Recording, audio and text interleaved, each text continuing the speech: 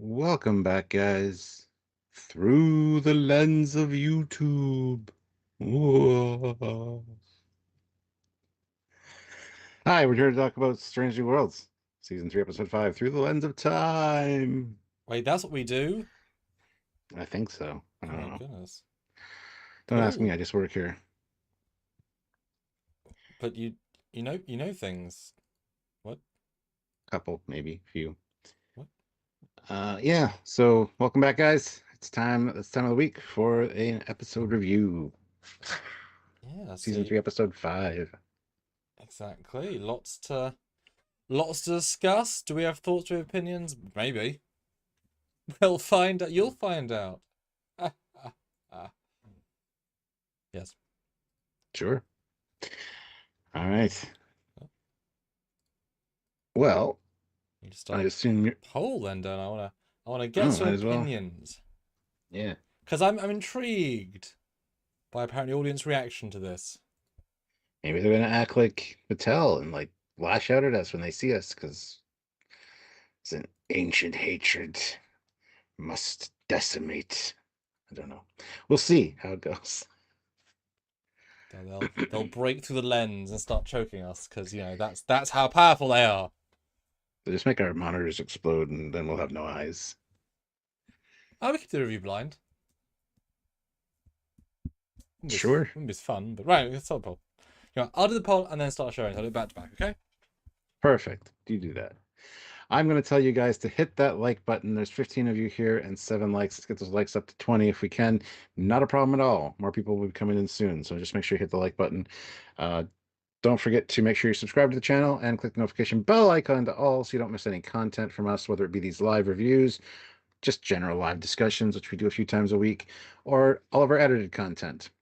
The edited review was up earlier today. We always have content on Saturdays, every Saturday for 11 years now, and all the edited breakdowns from each video or each episode of New Trek. So lots to enjoy. So make sure you're subscribed, click the notification bell icon so you don't miss any of it, and hit that like button. We really appreciate it. It helps us out immensely. You can also support the channel by super chatting during these lives with any thoughts or comments. We do read all the super chats and address them accordingly on the live. So if you want to have your voice heard, that's a good way to do so and support the channel at the same time. There is a poll up as well. What did you think of this episode? Loved it? Yes, it was okay. Truly just okay. Meh, not my thing, or I did not like it. Go vote in that as well. It all helps us kind of gauge the conversation, and we want to hear from you guys. That's why we're here. So, other ways you can support the channel, though, there's a join button down there on YouTube. Hit that. Sorry, click that. And see if you want to join us here on a monthly basis or head on over to Patreon/Trekyards. That's another way to support us monthly, and it's very much appreciated. Anything and everything you guys do helps us out immensely. Just share the videos around, honestly. Come here, be part of the conversation. Yeah, we want to hear from like-minded people or even not like-minded people. If you just totally disagree with us, that's cool. We want to talk about that. So do all the things you need to do, and I appreciate it. There are also links down below in the description of every video to the Teespring and the TeePublic store. Really great Trekyards merch over there, as well as everything else you could look for in the world of sci-fi. So if you click the link, that even helps us out, just clicking that link and checking out their store via the link. So yeah, lots of ways to support and help us out. So we'll get talking about this episode right away as soon as Sam gets back from sharing the video around so that more people can get eyeballs on it. But I see some regulars in here now, so thank you very much, guys, for showing up. The Stanleys, Hypno Amber, Ozzy, of course, Sean O'Neill. Um, yeah, lots of great people. And some new names. Looks like Gavin Blackburn is here, which is cool. Devo77X, he's a regular. So yeah, we appreciate all you guys tuning in, and hopefully you enjoy the content. So, all right. Uh, Michael says, I made the live despite a delayed YouTube notification. Thanks, YouTube. Yeah, good luck getting a notification from YouTube for anything we do. So, And this is why you just pop in at the right time and probably live. yeah, it's between 4 and 6 Eastern Standard Time every day, pretty much. And on the weekends, of course, we have edited content. You guys know the routine. It's been very consistent for a while, guys. At There is least 6 years. there isn't a code to crack. You just, if you fancy seeing us for live, check out at the same time, etc., etc. So vote in the poll, guys. I'd love to know the breakdown because like I said, I've heard some things and I want to know what you all think. Because I trust you all. You all are great, especially you. Yeah, you. Yeah, you know who you are. You're in the back. I see you. All right. Well, we got some super chats to start off. Classic for real, $2. Hi, Classic. Voted love each episode, though haven't seen it yet. Oh. Oh, well. Good job, Classic. Good job. Slightly fraud, but that's okay. Ray Ricks, 20 pounds. Ooh, thank you so much, Ray. Boom, this was the best episode so far this season. I didn't pick it up first time, but watching Sean Ferrick's review, this is the same planet Trelane ran into Corby. Be interesting if the prison was created by Trelane's race. Yeah, somebody mentioned that on my live last night, and I didn't realize it was the same planet either, because he's mentioned he's been to quite a few planets over the last few years finding these relics. So I thought it specifically wasn't the same planet. I thought that too. Yeah. Because I thought I remember the name of the original planet and it wasn't this. Yeah. So if it This one is is the same Vadia planet, 9. so if it is the same Vadia planet, 9. this is the Trelane alien race's homeworld. Yeah. Which makes sense with the ancientness. Boy, that changes the context of the whole thing a bit. Yeah, double check that's true, Stuart. That seems like it might. I'm doing that right now.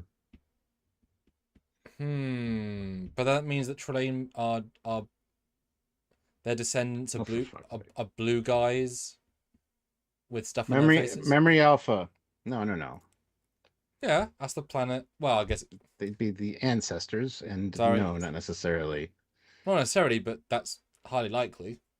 Well, these people kind of if that's the case, you get the impression that they came to this planet later and worshipped the past civilization as gods because of the blood sacrifices and stuff.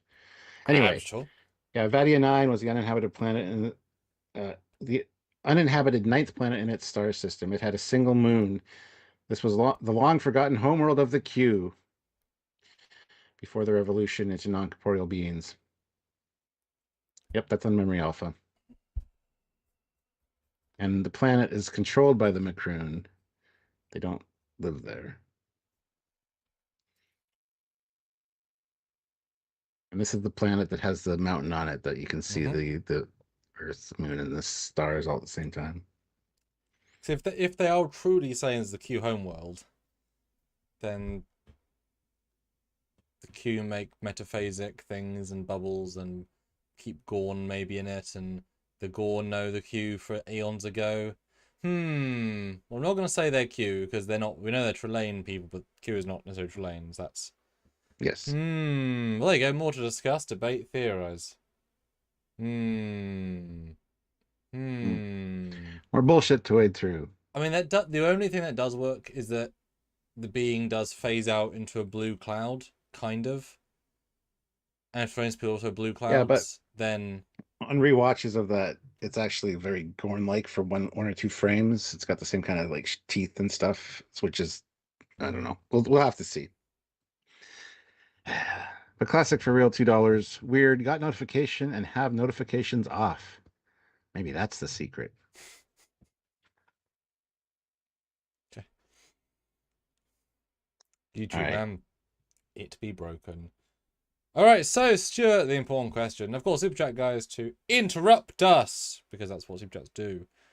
What do you think of this episode? What do you think now in 2nd, 3rd, 4th, 5th, 6th, 7th watch, etc.? And only 3 watches. Don't be ridiculous. How do you feel now?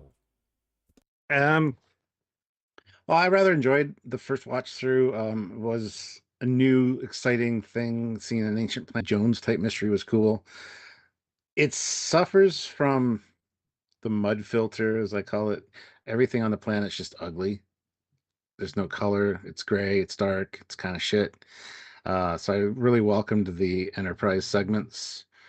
But also, they go into the room and then they basically just walk right out again after a little bit of puzzle solving. I expected and I hoped, especially on rewatches, that they would go to different rooms. But yeah, and the ending feels very rushed. It's just like, oh, we're outside now. Cool. Yeah, the best part was the Gamble story where he gets possessed, and it's a little gory. A lot of people were freaked out by the eye thing, but it is what it is. A lot of people compared it to Event Horizon for those visuals, and I can't say as I blame them, but some good character development as far as La'an and Spock and Chapel and La'an and Chapel and Spock and Corby. There's some good stuff going on there, subtle stuff, and then some not so subtle stuff. So like it's good for that kind of thing. I think it's a little more boring for me on rewatches, but the pacing still doesn't suffer. Like I don't feel once we're back to the planet, it's like, oh shit, we're here again. It didn't give me that kind of vibe, honestly, which I was surprised by. I expected that because I don't know. I just don't like looking at the planet scenes and the temple scenes. They're just too unappealing to me. But yeah, I'm just processing this whole it's Q's planet bullshit now because that's just Yep, kind that's of definitely changed the kind context of a bit. kind of stupid. It was a nice standalone episode until that, with possible fun Yes, and future stuff, and they've just and changed I the was entire gonna context. yeah, I was gonna carry on to explain the Gorn DNA thing and the battle that ensued, and now it's just kind of like I don't know. I think future episodes that delve into this storyline are going to make or break this episode in my mind. Uh, Mm. I also thought it was interesting at the end where the computers seems to be infected for some reason. Uh, Well, if it's a Q power life form, then of course it could. yeah, but I don't know. Everybody got something to do. It was great to see Sam Kirk back. Pelia was pretty good in this episode. Scotty and Ortegas were very toned down this week. Um, I don't know. I don't know how I feel about this episode, if I'm being completely honest now. Um, it is still mid upper tier for me, I think, as far as Strange New Worlds episodes go. But after our discussion and the ranking, we'll have to see where it sits. So, yeah, that's my thoughts. How about you, Sam? What do you think now, having watched it again? God, I wish we learned the thing a few minutes later so I could give my first reaction, second reaction again. I have to separate Yeah, myself out of that new information for a second. So yes, so it is an episode that we obviously both lived yesterday, and we both enjoyed it. And I got the impression that people on the internet either liked it lots or distinctly hated it. And it's yeah, hard to hate it. I don't know where people are coming from. Often I can see something, but I don't know where. Like, if you love the first episode and hate this, I don't understand you. Right? Like, you know, I don't get it. For me, this is a Star Trek combination of The Cube and Ghosts of Mars. I love both those movies. So, and second time, it's far more those things. Just the way it's framed, I got even more of those parallels. Um, I love I'm skipping near the end of my sentence. I'm going to continue because I want to say I liked the LED wall this week because the way there's like a passive fog in the room meant that the black levels could be heightened, and so I thought it was almost one of their best versions of that's all the wall, but I really had a hard time seeing it. So yeah, this I thought was even though it's just a very basic room, that was pretty much flawless and gave a lot of really good shots that I think was probably one of the best versions of this. I do agree it's a little bit bland, but although boy, if this is a Q homeworld or Trelane, that would explain why they go back here to use the power to create the beam to do bullshit because they've now created a god planet. Ugh, makes more sense yeah. now. Yeah, he's talking about something we saw in the trailers. So, Mhm, mhm, mhm, mhm. Well, I think that episode I did like it. I thought it had, first watch it is a bit of a slow burn. It escalates every other scene. It gets bigger, bigger, bolder, bolder, more interesting. And I liked the escalation, the big escalation points of losing his eyes. That's a really unusual big bit. Thought that was great. Harsh but great. Fighting Patel was again unexpected and great. And then the end with the logic was good, Although second viewing, the plot holiness are a bit more evident because you're like, well, why have they jumped to that conclusion? This is not a logical A to B moment, so that's a bit weird. In second watch, I agree with you when you'd said, give or take, there's not much else there. It's quite surface level, which is fine. But I was expecting a bit more second watch, and then everything in the second half is the same as the first time again. Just now you know the answer, except the plot holes stand out more. And I guess I was looking more for the idea of, you know, the causal loop reversal thing. I was waiting for that to maybe pop up earlier or something like the big one I noticed. There's zero reason why Spock went under the console to touch a thing to cut his hand.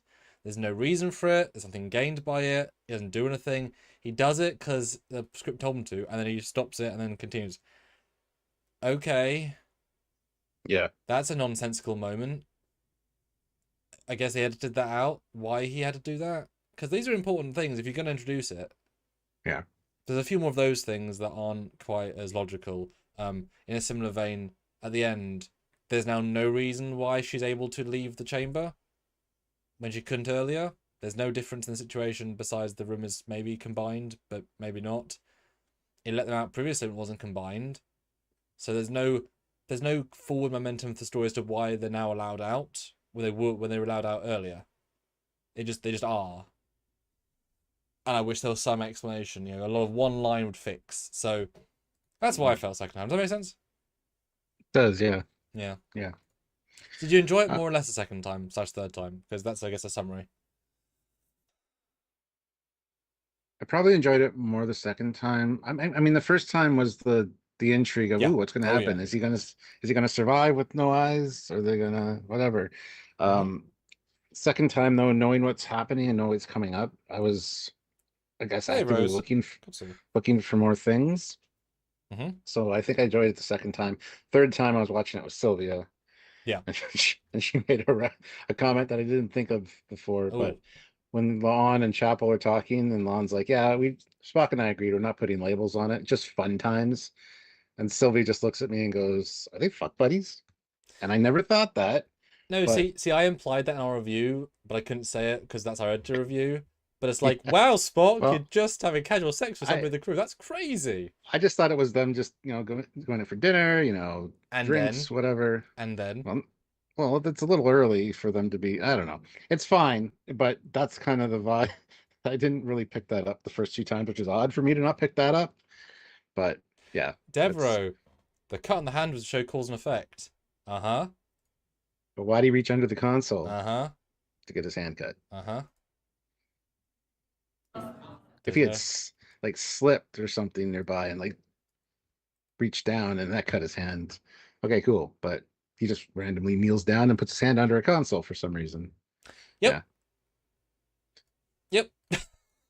All right. Well, we got some super chats here. Sussy Guru 2000 throws in 20 euros. Oh, amazing. Thank you. It's all the difference, guys, as you all know. Yeah. Favorite episode of the season so far. See, that's what I mean. Contrast. I know. Yeah. I do like a bit of the ancient mysteries and cosmic horror and sci-fi, even though they clearly ripped off Event Horizon, both the eye thing and the drawing in demons from different realities. Yeah. Well, the demons aren't from a different reality. They were put into a different plane of existence as a prison. Yeah. So they're not from there. I know what you mean, but yeah. Not saying. Ray Ricks, £5. Thanks so much. They are not Q, just saying. This is all from one comment. Can't we just have fun, new aliens? The Gorn obviously have a racial memory of those beings. Yeah. Yeah. Genetic memory, as it were. It's never been said once in the storyline, but we're assuming. Because we're sci-fi fans and we think we're somewhat smart and have logic and thought. Maybe it'll be the solution to the Gorn dilemma. Maybe these are Gorn from... Ballsy. Yeah. But they could fix it. They could do something special. And you guys can do something special too. There's 46 of you here. Hit the like button. Ooh. You have 22 likes. I'd like to get up to 50. And also super chat in. We've had a few great super chats, which we really appreciate. Support the channel immensely. Yes. And we do read them all. So, and we talk about them. So if you want your opinion out there, your voice heard, let us know by a super chat. yeah, I mean, you guys know it's our big live of the week, so do support if you can. I really again want to know. I want to know the difference in opinion here because I've I wouldn't say it's been polarizing, but you know, because I've got, and this I guess it goes to a question to you all. Several people, not necessarily all of you guys, but complained actively we had no strange and new and worlds. Yeah. Well, this week we had a very strange, although not quite as new because I referenced it previously, world.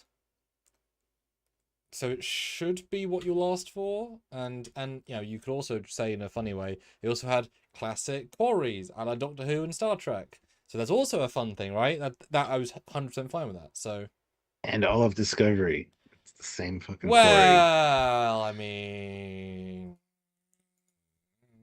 Hint the sky a different color. which Do I did in your thumbnail. Do TOS type things. Come on now, like let's make it more eye grabbing. Look, they More alien worlds. They haven't got to the colored planets yet. They're still on human planets. Sure.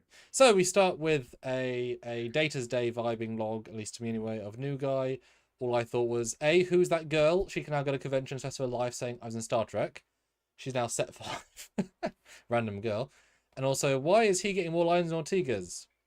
And then you know why, because he goes goodbye. But fun scene, good lad. Dana Gamble is his name. Yeah. Yes. He's just referred to as Gamble the entire time. Ensign Gamble. Not but at the end, Mbenga, not anything. Just. But at the end, when Mbenga is talking to his mother, I guess he does say Dana Gamble is like the last line. So. Let's see. Susiguro 2000, 20 euros again. Thank you so much. So, from the dialogue, the aliens achieved immortality by accessing different quantum realities, with a side effect of drawing in these evil entities. My understanding is that aliens put the entities in the Pokeballs at the prison. Sure. Well, quantum reality is alternate universes. They said different dimension, which is of the same layer. Yeah. One is like out a phase shift. One is Ro and Geordie out of phase, and one is going to the mirror universe. So I don't know if you meant that, because I mean the Q always said live outside of our universe space time, so that is very obvious and logical.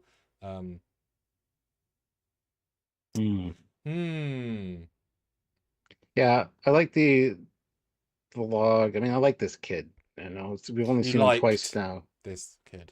Sure.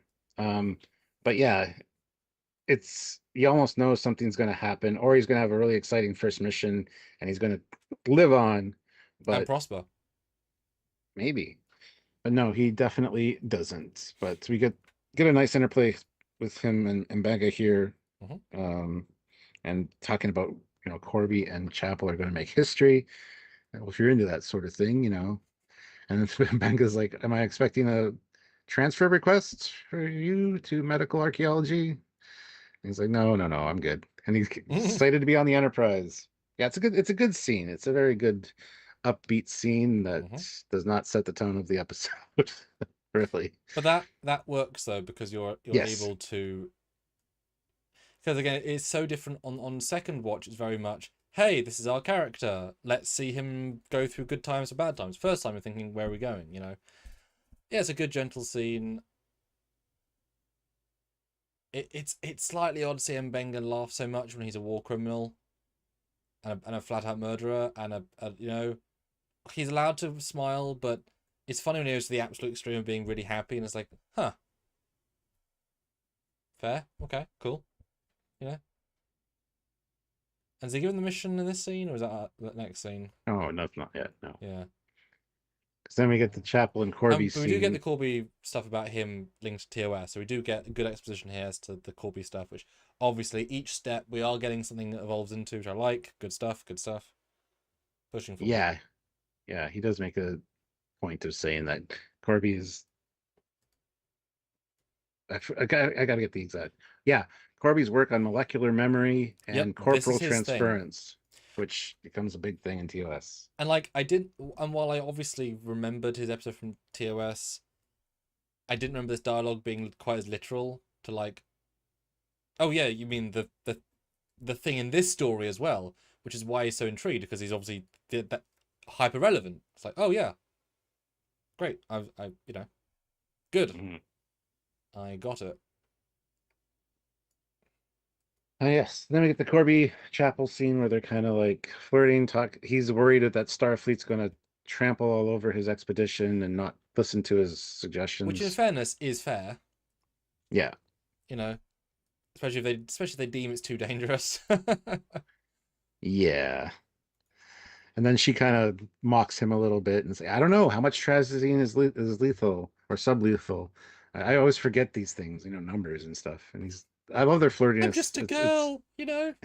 yeah, it's great. It's a really cute conversation, I gotta say. It was like, I'm quite an affectionate person. It was a few percent less girlfriend boyfriend than it could have been, but they're also professional. Like, it's funny how the line, but I think he's such an intellectual that this works for him. Yeah. And I wonder how long he's going to be, him and the kid, because they could both, in theory, be on several episodes worth, like doing research. I wonder if they're going to. We've got 5 left, right? How many more? But it's a good scene. I think Chapel's funny here. It's a nice banter. The idea of doing pike over with a blunt force trauma. It's stupid, and I laughed. Yeah. Sussy Guru throws in €5. Thanks so much. Anyway, background characters suddenly getting a focus equals death sentence. Death flags all around. Yeah. Arium's a perfect example. Who? Arium. Who? Exactly. Then we get the Lon Chapel discussion, and I love how Lon's like, "Don't be that woman. That's why I don't do this kind of thing." He's like, "No, I'm good." And Are then you get you? the fun times thing. I never knew his penis was so big. Or logical, or sharp, pointy. Oh dear. Yeah. So this is a good scene as well. It could have been pushed too far, but I think it was just proper.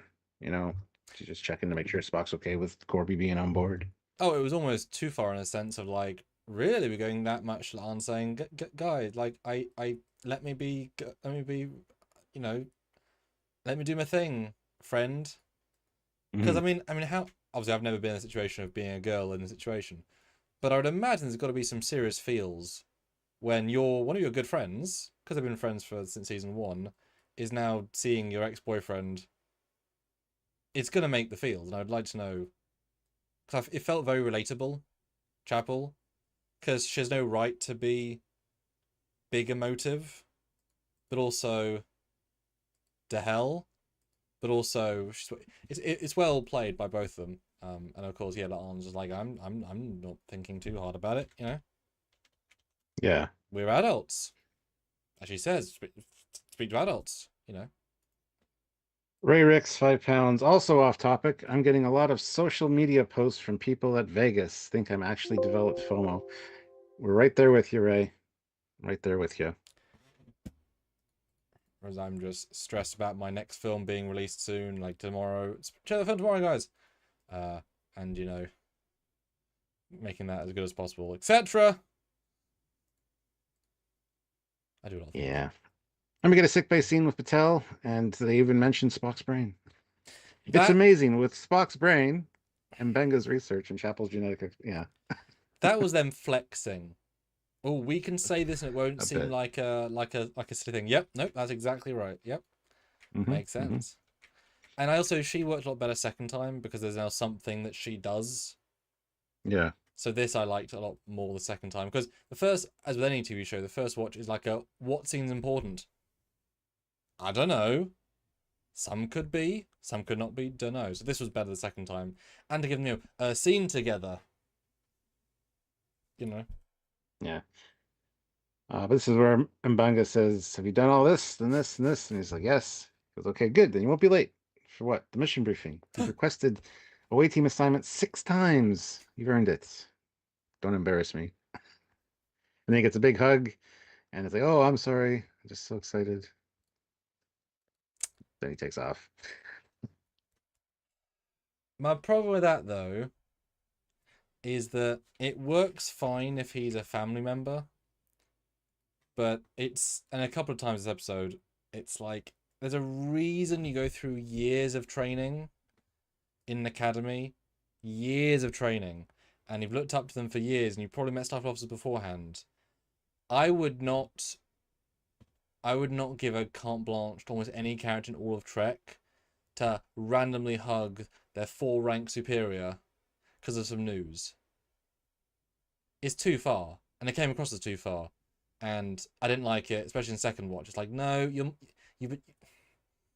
and later when he says, "Call me, the Joseph thing and be my friend." No, you've got rank for a reason. You've got structure. That's not. I write a lot of fan films with a lot of Trek logic, and this felt really disingenuous. To he wouldn't do that.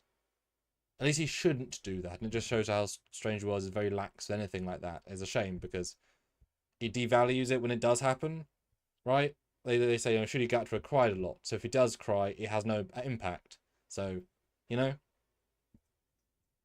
What do you think? I just absolutely don't agree with you. They just have a close relationship, and yeah, I think it's perfectly fine. It humanizes him more, so that you're gonna miss him more when he's dead.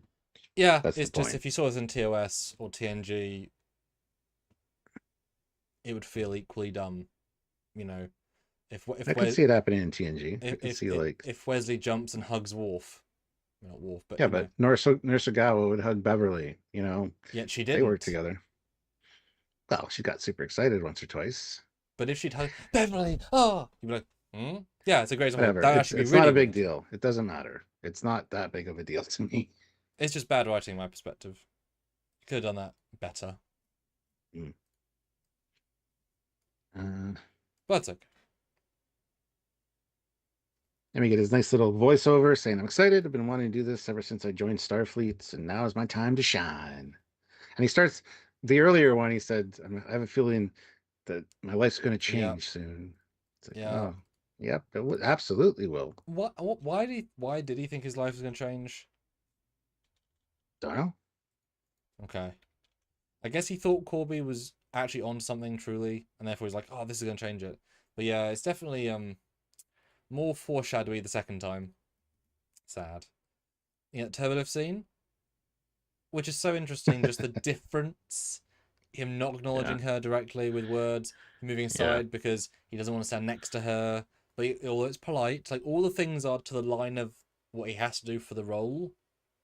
He acknowledges but doesn't have to say anything. He's not obligated.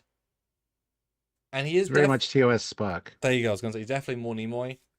Yeah, he's channeling more, which is he is being more rude, but not in a Vulcan way. Just in a okay, you could say it's a bit rude. You could, but it's like, well, no, he's been exactly as what he needs to be, right? I love how she says too. Now that you and Roger are friends, he goes, "It's a relative term." Bit of a stretch there, Chapel. I've taken precautions so that there won't be any problems. Instituted certain safeguards to ensure that things go smoothly. And then Gamble comes in and interrupts something. I love that. Let's look back and forth. I interrupted something, didn't I? And great. Scottish Nightmare says, "Were we supposed to be sad for his death?" Yes. And I was. I was sad for his loss of his eyes. Yeah. Yes. But yeah, then he comes in. Oh no, but the chapel thing's great. The obvious should the crew know we're banging? No. How do you know? Girls talk. God damn it! You can always sense his brain saying, "She told somebody."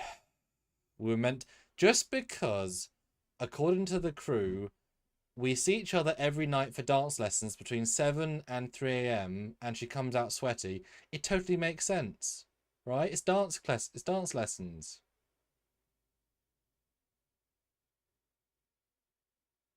But then she knows. Rich McConville, $5. Thank you, Curious Rich. to see what effect the entity has on the Enterprise's computer. Also, rest in peace, Captain Jim Lovell of Apollo 8 and 13, who passed away today. Oh no. Goodness. Sorry to hear. Thank you for the super chat. Makes Appreciate that. Big difference, as you guys know. 50 of you here, 34 likes. Hit the like button, guys. Keep voting the poll. Yeah, there's definitely, especially now with the train collection, there's a lot of next time on vibes, which is interesting. And yeah, in the computer system is okay. I mean, that might link to TOS, and that it might do something to the ship that needs them to get refitted. You know, Maybe. I mean, a sentient energy life form inside a ship's computer, destroying it from the inside, doing X, Y, and Z, could cause a really excellent two-parter, leading the ship being damaged again.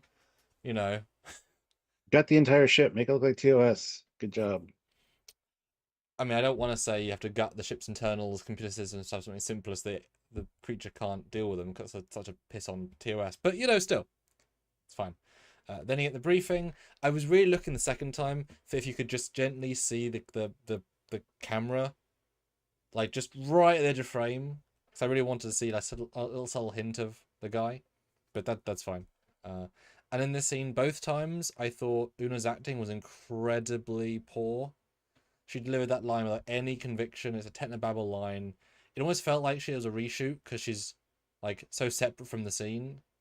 I wonder if that was a reshoot weeks later, because that could have been a lady with the wig in the other scene, right? I don't know if she's okay, but She's filming X-Men Infinity War or whatever. yep. She's back for that. Yeah. But that was during season's 4 film, not 3. So, but yeah, really bad performance. Another week. I'm like, what is wrong with? I don't know. The Scottish Nightmare member for 63 months as ensign. Where we're going, you won't need eyes to see. Oh, too soon. Too soon. Classic for real, $2. Red shirts just got retconned to white shirts. To be fair, he had red on his uniform from Blood. So, plus we do get a red shirt death in this episode. So and a blue shirt. Well, I'm not sure he's dead. I mean, it's pretty knocked out. Pretty implied. He broke his neck. I mean, it's pretty. I took it as he murdered that guy as well. So that'd be 3 of the 4 colors. Yeah, only a gold shirt to kill. This guy's on a roll. Orcs. Yeah, decent briefing. I like the Pike. What are you doing? Definitely more for the audience than for the episode though, because he would have already had these conversations earlier. But I guess it could be his first day. It's fine.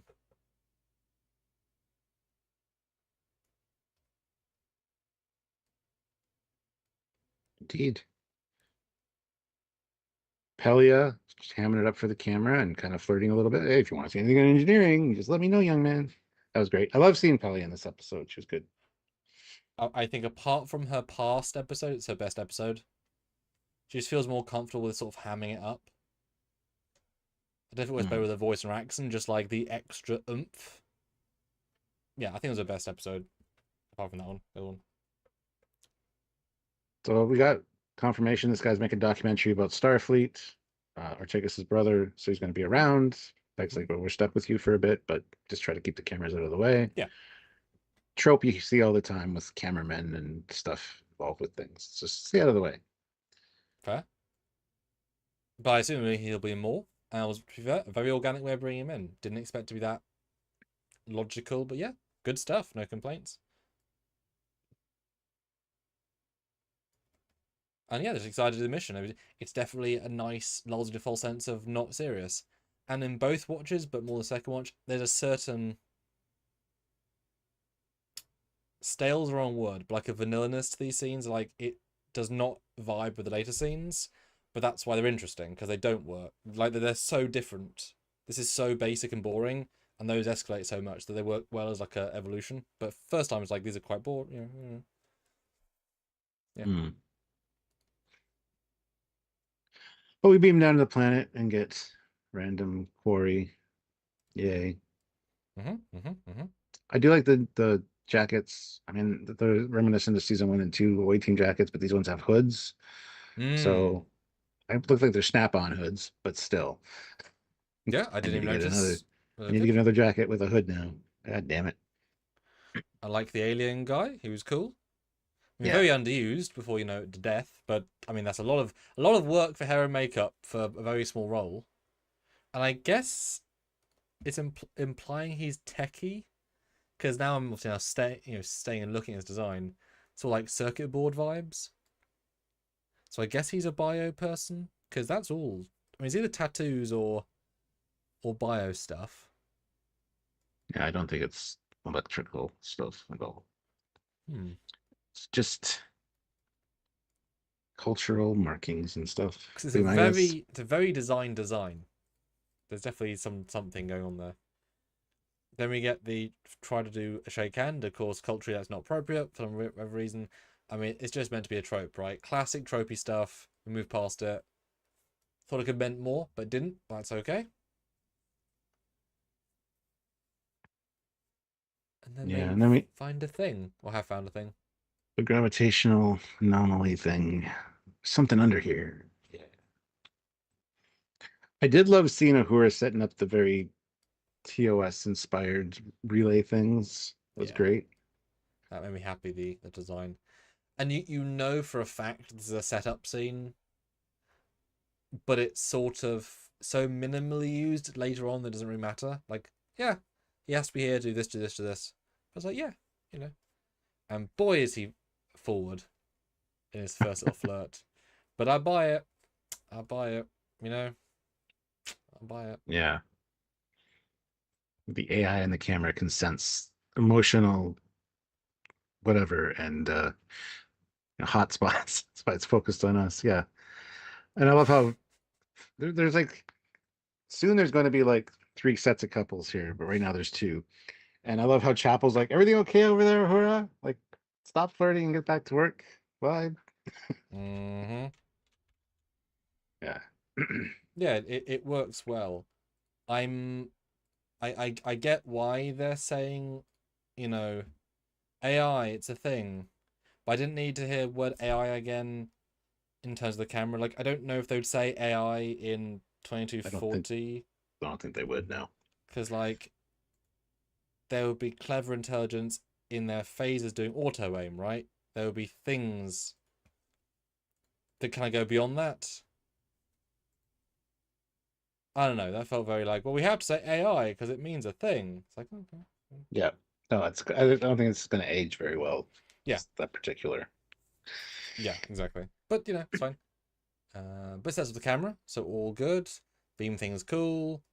I don't know what Yeah. the Enterprise is doing because boy, that's a tiny beam. Well, the deflector beam is I don't know. I But mean, yeah. these are like this. I don't know. I don't think they knew either what they were doing, to be honest. But I mean, it for some reason throwing a very small deflector pulse into an anomaly disintegrates a wall perfectly.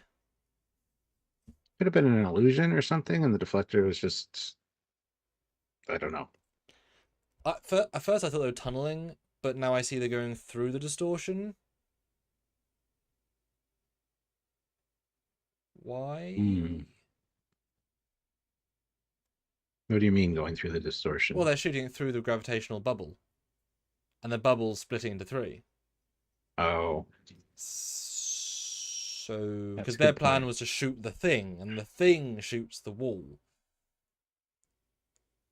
and it perfectly disintegrates the rock in a very good effect. I actually love the way it appears, and it looks fantastic. But it's like, why is it doing that? Yeah, I just had the feeling it was like a cloaking field or like some kind of like camouflage field or something. Well, the robber people got into it previously, unknown reason. I see. First of all, I just thought they were just shooting it with a rock destroying ray, and that was it. It's just bigger than hand phasers and like carefully, but I don't know. I'm sure they knew.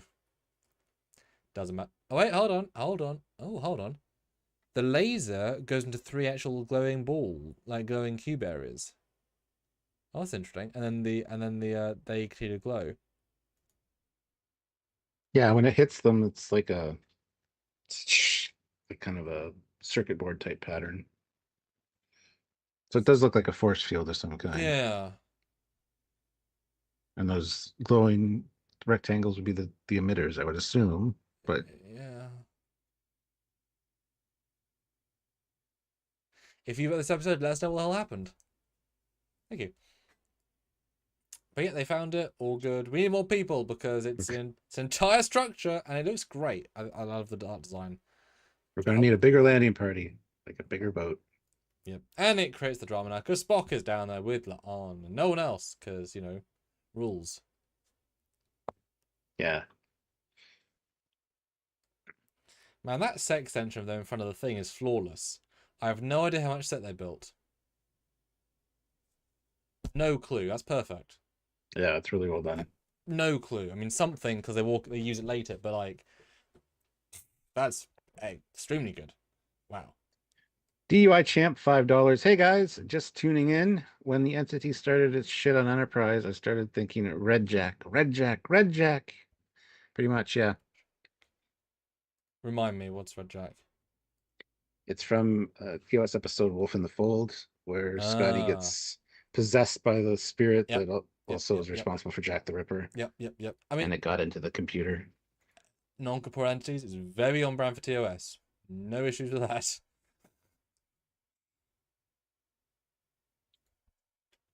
All right. So we find out here that 5 years ago, hundreds of light years from there, he discovered this ring, which he believes to be a royal insignia. So they're like, oh, this place could be a temple or a palace of some kind.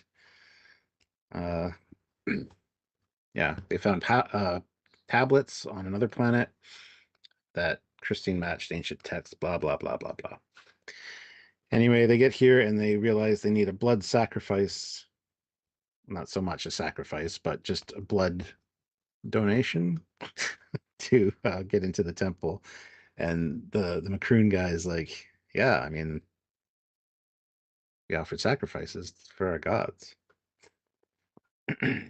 Yeah, I mean, it makes sense. I like the fact that we didn't use a trope of not Han Solo, Indiana Jones doing the thing.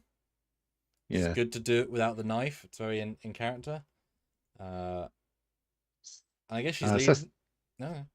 No, Sesiguro 2005 euros. They could have put some alien city in the background because as it stands, the aliens look very tribal. Sure, but they don't live here. That's the thing. They have, yeah. well, whatever. Well, they don't make Um, that clear, but if that's in the subtext, the way they present it, that's their home world, and they are. They say they don't. They say they've not joined the Federation, so it's probably is. I assume it's their world, just they've not joined the Federation, and that's why I took the descendants of this people. But I mean, if they moved across, because they say galaxies at one point, and there's no evidence at all for galaxies. Don't know where they got that from. We've never been to the galaxy, so you can't possibly say galaxies. But whatever. Um, my only issue with this scene in general is that why is, let's say, a 10,000-year-old system prison accepting a blood from an alien they've never known or met before to open the prison? Why? That's not a reason. It's not the blood of the aliens. She's not got passcode, right? Like, normally in these situations, you have, like, Indiana Jones would have an idol, and the idol would do a thing, and it would be a key.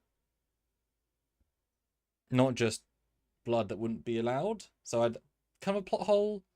Like, if it was a cool location where fun things would happen, fine. But if it's a prison for the most dangerous life form this alien's ever created, like hell, you're letting an alien you've never met before get in via blood. So, fair to say, plot hole? yes, yeah, I suppose so. Yeah, I expected the scan to like do something other than what it did, but yeah. Because, like I say, if he had shown the ring, that'd have been fine. Or if the alien guy had gone with his him done blood sacrifice, either would have been fine. But I don't understand why. But it lets her leave without motivation either, so I don't know. Yeah. $2. Red Jack will show up with a Delancey voiceover. Yes, yes. Red Jack was in fact Q, don't you know? Ooh, ooh. Everything has to tie into everything else. Not that big a universe that we can't have different things. And it's funny because the Enterprise stays near Federation space. It's not the deep space mission yet, so it's even smaller if the stuff near Federation space or in Federation space is the stuff that we know from later. Yeah. But they walk in, and we see room, classic archaeology looking room. I do like the Gamble was like trying to do his best. He's like, "Are you okay? Did you scan in, or do you Yeah, feel that anything?" was good. Yeah, Great, doing his job correctly. Good. good job. Yeah. He'll make a great chief medical Oh yeah. officer someday. I mean, he must be on Enterprise in season 1, 2, and 3. Probably just didn't see him. 100%. 100%. Probably, yeah, yeah. But they go in, reasonably well done for an LED wall room to have, like, because I kept thinking there's probably some unfortunate guy that roto out every time the light source hit the wall. Because, like, damn it, that sucks to have to do. But worked great. There's also a doorway that goes nowhere. At least it has a fog of something. And we get straight into an alien race who I don't recognize, who clearly got in and starved to death. Darn. Yeah, just tomb robbers, maybe. Well, if they knew how important it was. I wonder if they're Gorn. I'm rotating it. I wonder if they're trying to be like humanoid Gorn. Because that'd be a hell of a coup if these are TOS-ish Gorn, but like, because they've got kind of the right bone structure, like body structure. And the armor I would totally buy as Gorn armor. And they've got kind of, aggressive fangs. Yeah, yeah, I can see that. If you're going for modernized but still faithful Gorn. I mean, I don't think it should be, but like, they're sort of. Somebody last night on my first reaction said they had heard that these were the slavers from the animated series episode, The Slaver Weapon. Because the slaver weapon was created by these race called the slavers, who were basically one-eyed like reptilians, but they had died out a long time ago, and the Orions were after this powerful weapon they had created. I mean, that's a fair point. These could have been here for 2,000 years. Well, yeah, it's the thing. We don't know how long. That I in my head it was like within a generation, but yeah, 100% they could be another long distance race. And actually, if you want to be more brutal about it, they could have got in before there was a rock face, right? Yeah. And no one has been able to get in since because the rock formed around them. It could be from that time. Never explored. Doesn't need to be. I guess more likely than not they're gonna be thousands of years old if They they've say they're got. centuries old. Oh well, there you go. There you go. Right. Hey, cool for me. Because the tech is there to detect them, the creatures. They know exactly what they're looking for, which imply they're from a bygone era. Huh. Yeah. So now that the threat level's increased, they are like, Spock's like, we should probably contact the ship and see what Starfleet has to say. And Corby's like, whoa, whoa, whoa. I've been looking forward to this for a long time. I'm not one of Starfleet's pawns. I don't work for Starfleet. Isn't Chapel in charge of this mission? And Alon's like, no, my Spock is the senior science officer. Uh, so Spock does the thing and asks the Macroon guy, what do you think, essentially? And decides to stay because they can't communicate with the ship. They've already established that once they walked in the building. Um, but yeah, nice little moment of decision making. I thought anyway. I don't think it's an escalation in danger though. Really, these are centuries old bodies that have died from starvation.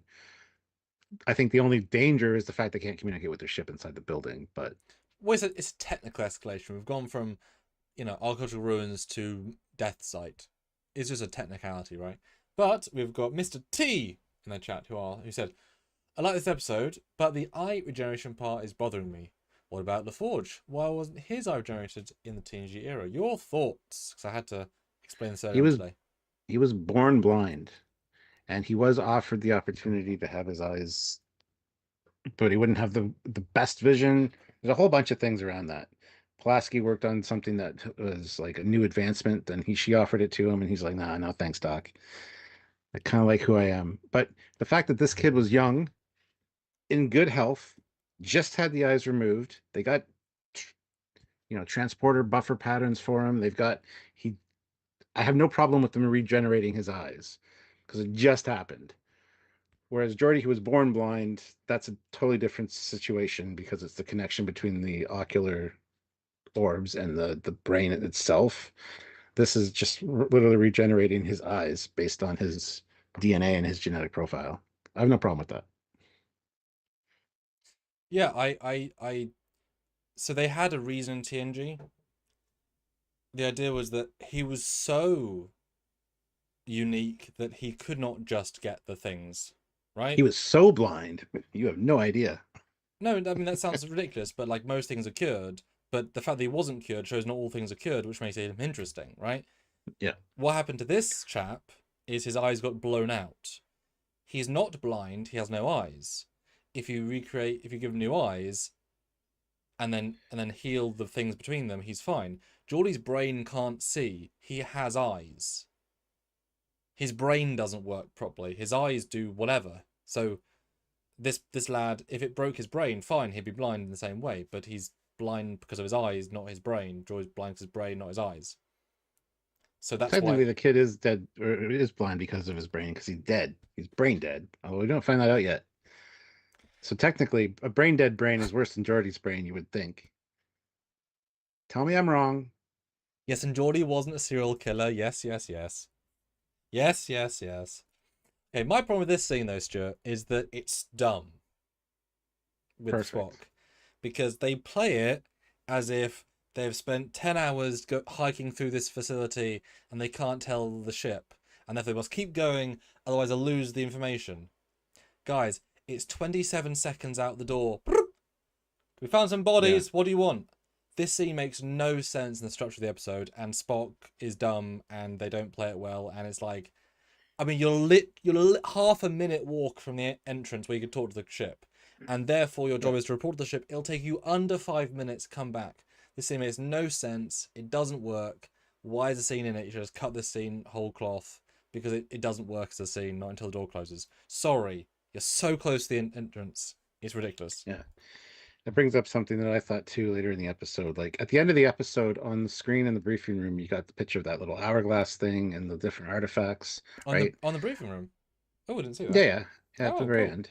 Okay. Um, but the thing is, I wish somebody would have had a tricorder out, like constantly scanning to get the readings they need, because they can't transmit them straight to the ship. Nobody pulls out the tricorder to do anything. I just wish somebody had it out for like a moment and you heard it like it's collecting the information and the data that has happened now. Small thing, but whatever. I just thought I'd point it out. Man, like when you think of Spock, you think of him scanning on a mission. He'll just over his own Hmm. shift go triple Well, kill. he was scanning with his eyes, Lon's butt. You Giggity, know it. giggity. In the pitch black. Yeah, no, I agree. That's actually a very salient point. I feel like my brain assumed that they couldn't scan, like they couldn't go up, but there was certainly no line that said that. But yeah, why aren't they Well, they scanning? could communicate use the communicators I inside, know so they you'd could, think yeah. they'd be able to use the tricorder to scan to get information into the tricorder, so they can take it back to the ship because they can't.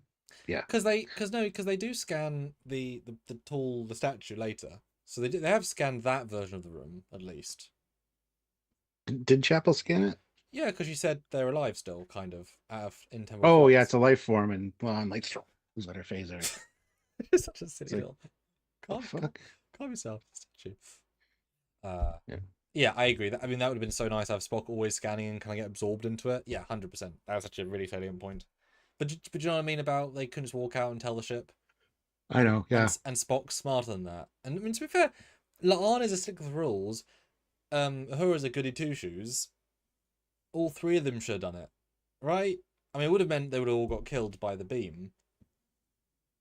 But you just have Chapel go with them. It's not a hard plot point to get around.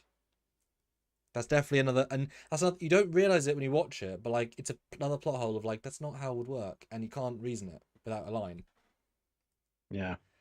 Then they find. Now I'm intrigued what you thought on this. Unless it's a super chat, we try to jump in there. Oh yes, There is Ray Ricks, 2 pounds. Could the camera drone not have collected the data? Oh yeah, it absolutely could have. That's a good point. yes and no. I would be very disbelieving that a camera of Federation, not Starfleet, has the same abilities as a tricorder, because then it becomes Well, everything. maybe they only had a visual record of the That's what I'm hourglass and thinking. stuff, and that's what was on the screen. But Yeah, I just wish there would have been a tricorder moment, like later after they all got back together in that room. yeah. I'd be fine with passive, like surface level, like heat, power emissions, like those sorts of scans. I don't anything detailed, but it's Yeah. not a tricorder, it's a camera, right? But yeah, visual for sure. So that's a really good point.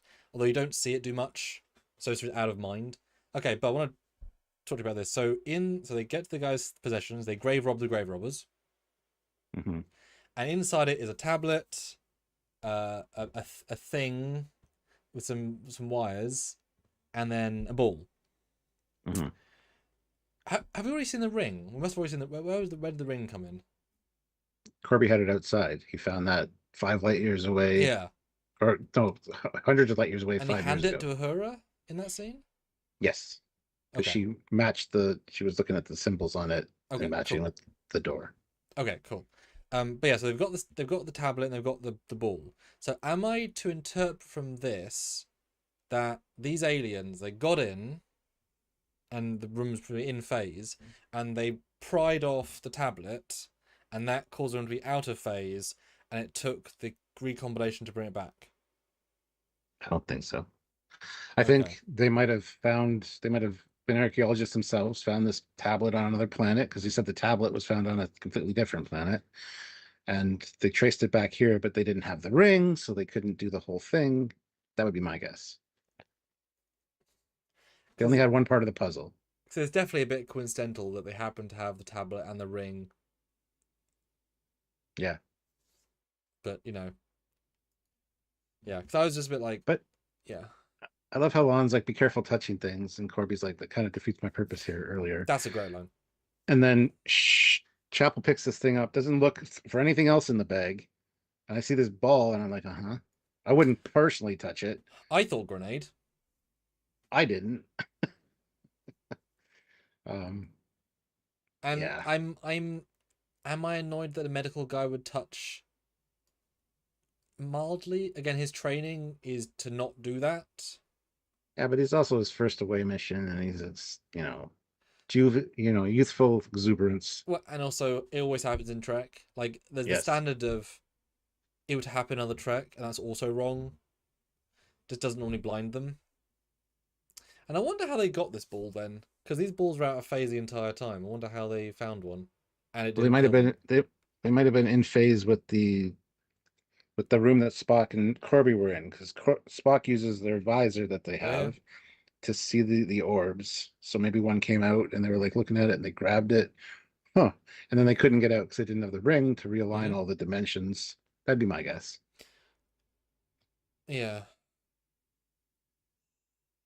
And because there's no power on it, or power down or whatever, it shows up here instead of in the other dimension. I Mm. don't know. It's not explained well enough.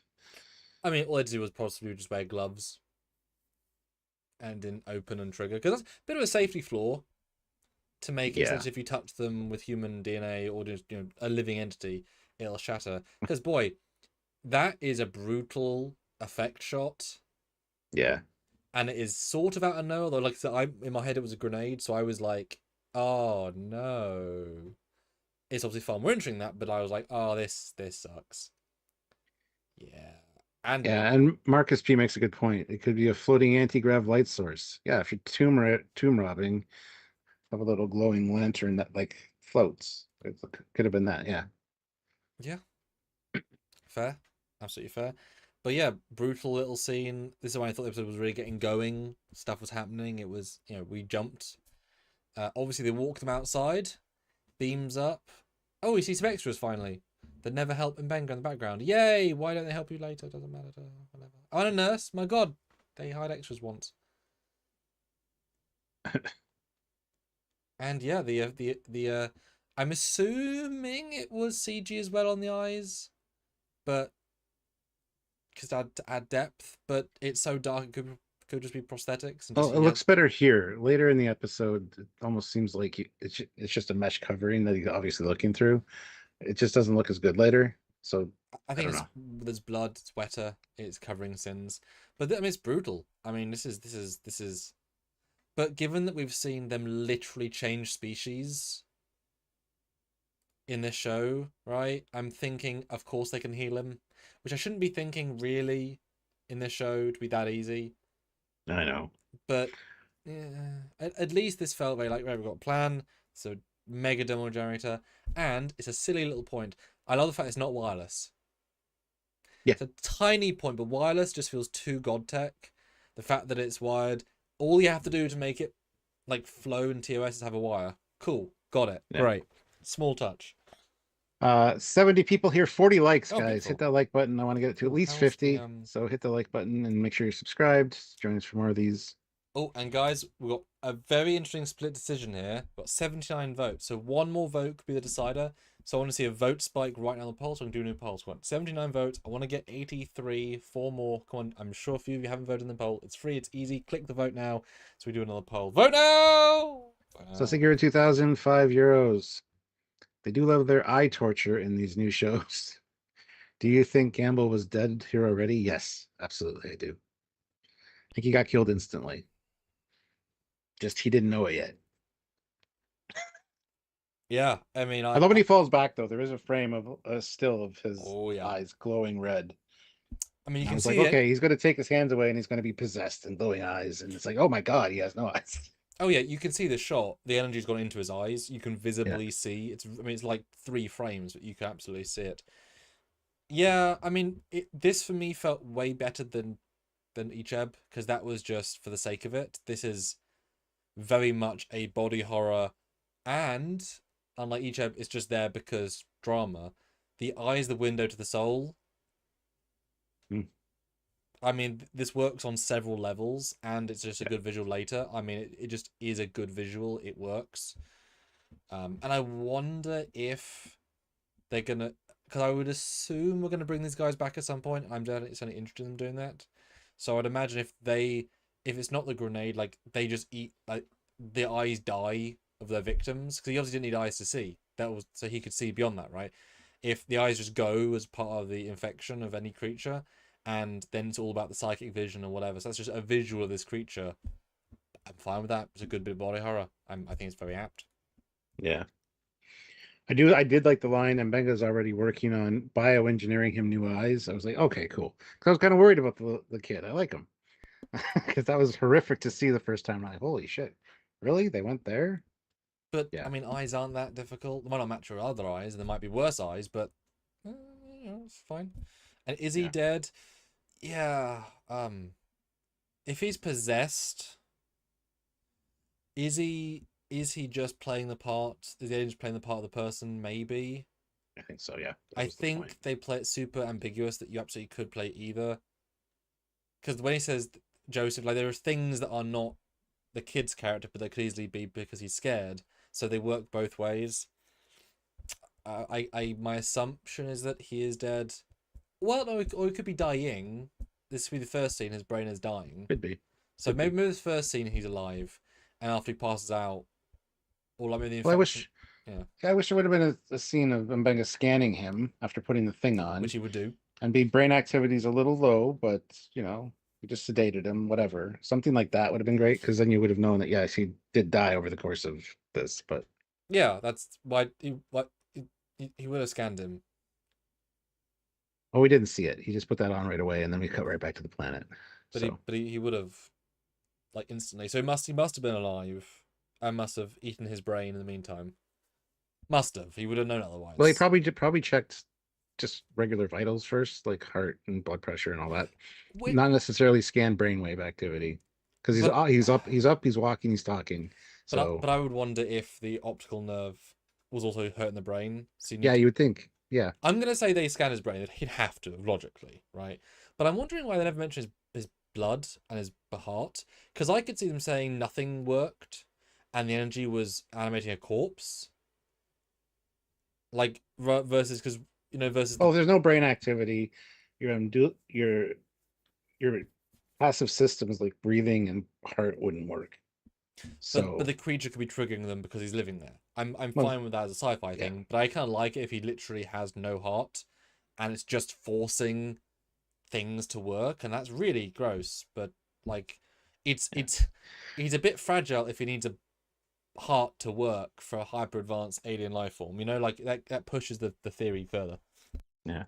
Classic for real at $2. You mean a Kiva Goldsman loves eye torture? Well, all the right to this episode. Don't know. Maybe it's a fetish. I don't know. Sussy Guru 2020 euros Oh, again. Thank you so much, sir. thanks so much. To clarify, do you think the alien was already full in control here? Also a bit strange they would instantly throw on the eye thingy instead of examining the injury first to make sure there aren't things stuck in the wound. You're correct on all points, actually. Uh, yeah, I think the alien wasn't quite in full control here yet. I can see there being a little bit of a process of getting used to a new body vibe. And yeah, you'd think that they would scan first, make sure there's no foreign material in there before they just start regenerating. Unless the regenerator automatically just puts all that stuff to the foreground and it falls out. Would make sense, I guess. I don't know. Thing is, they're so advanced. I would see the logic of this tissue's dying, They could have filtered out any debris on the transport. which means you can't filter out this life form. Well, yeah. It got through the pattern buffer. I didn't even think of that. And that's the medical pattern buffer. That's the advanced one from Sickbay. That's into that might come to play later. But yeah, I think he was still somewhat prescient here. I think it's a I think he was in the death throes. That was still his brain. But then back to the planet, back on the quarry. Go ahead, I guess.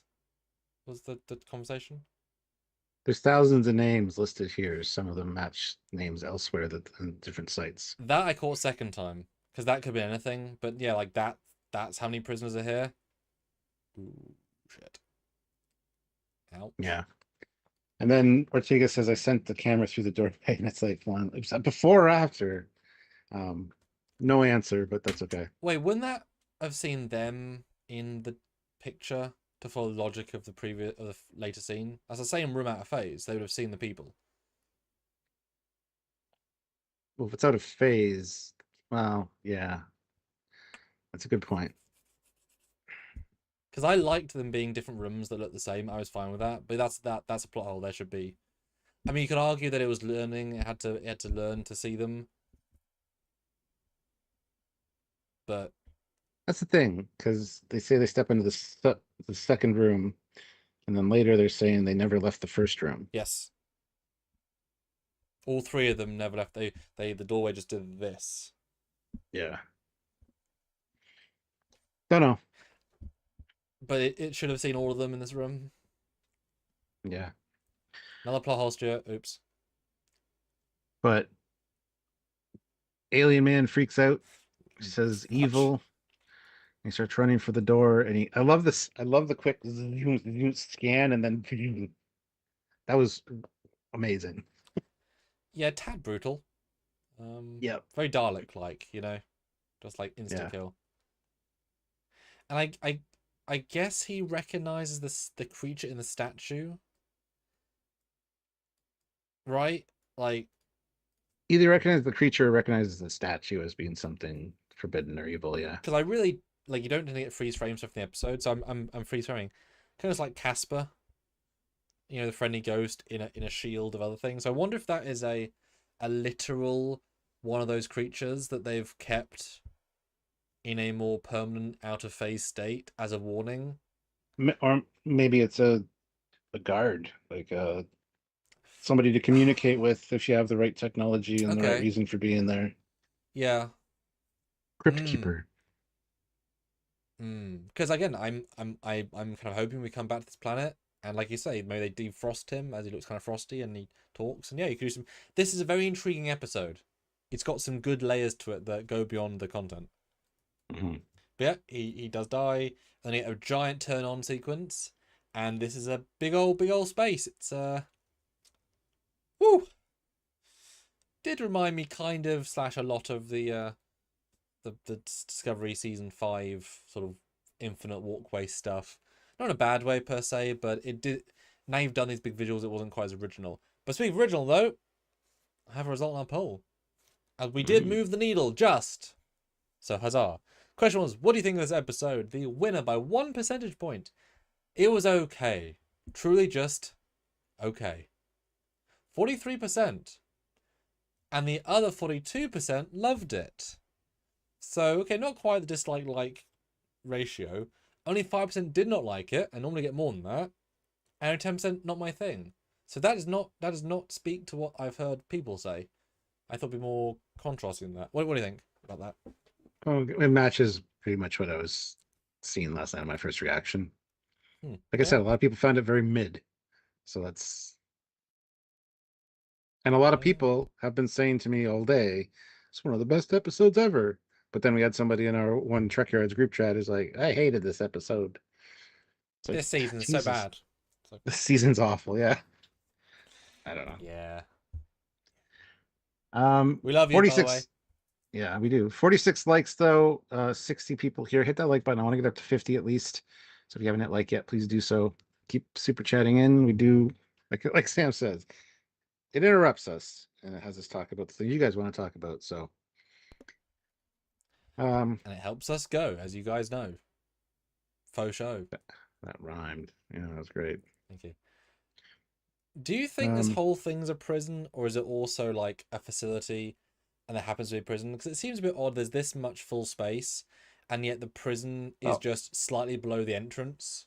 I thought about that. Yeah, that's why I wanted to see more rooms of this thing instead of just one. But I think it could be that the rest of the structure is designed specifically for containment. But again, I don't know why they would be so close to the door, having the containment well right there. It's an odd thing, and we don't know. It's left ambiguous. Like, is there more to this facility, or is it just the machinery that prevents communication? Has the hollow emitters, whatever, right? Like, I don't know. That's a very good question.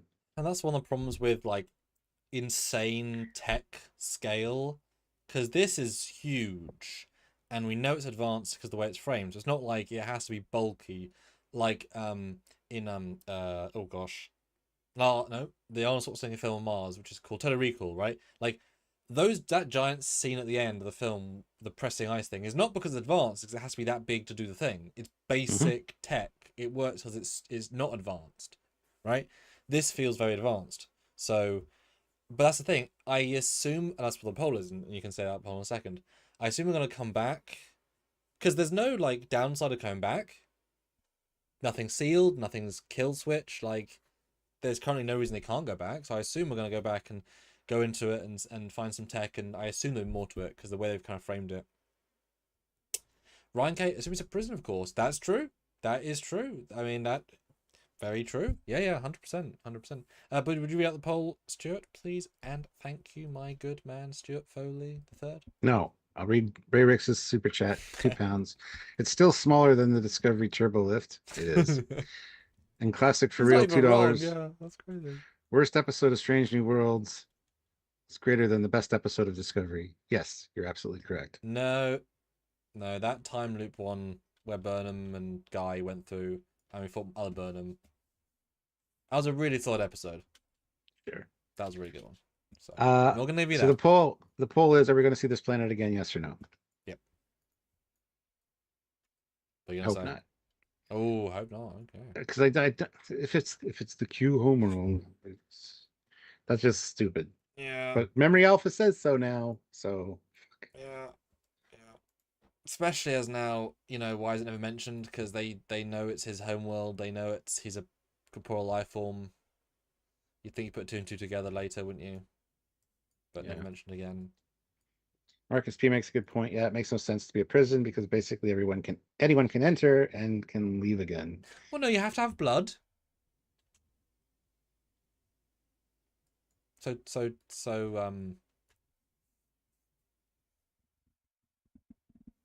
Excalbians can't. Tholians can't. I was really struggling. Thank you. I know you were. The Devil in the Dark can't. Okay, we found a good. Yeah. There's a few species that can't. The ancient enemy. Well, the Devil in the Dark could probably burrow its way in. Oh yeah. The Excalbians could probably create an illusion that would have blood. Tholians would just stand close to the door and have it melt. Yeah. So yeah, the main door closes. Although now it's you see past it, which is odd. And I thought that was odd at the time. There's no like edge to the room. It keeps going. I have no idea if that's an illusion. I have no idea if that's a temporal thing. I have no idea, right? I think you're not supposed to have an idea. That's the Yeah. point. Yeah. Back to the But thing. anyway, back on the ship. Why am I here? Why is it dark? I love the great bedside manner. Your bulbous oculi were ejected Yeah. from their orbital sockets. Ejected. Like, thank you. It's like, Jesus Christ. And I love how the thing should be regenerating them, but it's not. Right now, it's just preventing them from getting more damaged or Is that even deteriorating. true, or is it just doing absolutely nothing? It might not be working because he's dead. Like if his Yeah. cellular systems aren't working properly, it could 100%. just not be regenerating for that very reason. I don't know if you program that to work on dead people. Don't know if that's part of the. Why would you want to regenerate? Oh, I guess if it's an open casket, I guess. But Well, then you just do synthetic ones. It wouldn't matter. But yeah, yeah. that's a good point. You know, he's dead, Jim. Therefore, his eyes won't heal. That's a fair point. Classic for real though, $2. Oh, Memory Alpha also says the huh. Apatera car is canon. The Aptera car. What's that? Is that the one from it's the Saturn V car or whatever from Bread and Circuses or not Bread and Circuses. Yeah, memory alpha depends on someone's interpretation as to the fact from the episode. It takes it sort of literally, which doesn't always appreciate the nuance of what it might mean. Yeah, know. Terra car. I'll have to look that up. But Susiguro 2005 euros. Door must be some kind of gateway. Almost iconic. I think you mean Iconian. See that I don't know if you mean Iconian. he must have, because I definitely thought that in the middle. I was like, okay, they're gates. I could buy it. I mean, ancient alien, gates, super advanced dimensions. Okay, I could get behind Iconian. Not quite what I envisioned, but yeah. I mean, yeah. Wasn't. That's okay. But yeah, the guy's not doing so well. Does he say he can't heal him yet? Does he break the news, or is that the next scene? Hold on, let's see. Because he does it. He Yeah, gives they in talk. pretty quick on that. They talk about the grenade, and then Gamble asks if the landing party is okay, and he's like, "They're going to be up in a few minutes." Huh. He goes, "I can't remember anything," and he Yeah. goes, "Yeah, that's a post-traumatic stress. Your memory might come back." Yeah. So this is not the scene yet for that. And Pike walks in, and all I thought was, oh yeah, Pike's in the show. Like, you know how when we started the show, it was Pike and Spock doing the show? Pike's a guest star recurring role. I mean, I know he has now has kids, and he likes to do things and bobs, but like, he's getting these scripts, and it's like, wow, I have 27 lines, and in theory, I mean, I don't think mine's same paycheck, but like, he was meant to be the lead of this show, and he is not the lead of the show at all. At all, Stuart. You know what? I don't mind, but he ain't the lead of the show anymore. Yeah, I don't mind either. Like they're giving everybody something to do pretty much, except for Ortegas. Yeah, I'd rather have an ensemble show like they're doing. It's just odd how little he has. Luckily, he nails every time. Luckily, because otherwise, Yeah. he's never phoning it in, right? He does a good job for what little he has. Yeah. And it's funny. I'm sure it's what the '60s crew loved. Shatner not getting every damn scene. Wow, it's an episode where Uhura and Scotty get a whole episode together. They probably Yeah. wanted those, so actually, there's something kind of poetic about the Shatner not getting anything. They have a little talk about him. Basically, like, how you doing? How you holding in? I know you're fond of the kid, and it's like he was only supposed to be temporary while Chapel was gone, but Chapel's back now, and now he's sticking around, and he's not contagious. Don't worry. Yeah. That whole conversation. Although we didn't get any. It wasn't for me. He wouldn't have been on this planet. It's not my fault, Joseph. It is my fault. Like, we didn't get that, and we really could have. Thank God. That's way too much of a trope. Yeah, exactly. Because, Mbenga's all about results. So, I'm gonna fix him. Even at the end of this episode, the first time I watched it, I misheard Mbenga because sometimes it's difficult to understand. I thought he said, if because of me, these things could have been unleashed upon the galaxy. But the actual line is, imagine an army of these beings unleashed on the galaxy. I only got that after I read the subtitle. So yeah, I thought he was giving himself a bit of a persecution complex the first time. Yeah. But Thank God that's not the case. Yeah, it's very unnecessary, and they don't do it. So there you go. They thought it was unnecessary as well. He's just thinking, glad I didn't go down. Glad I sent him. Jesus Christ. I mean, there's.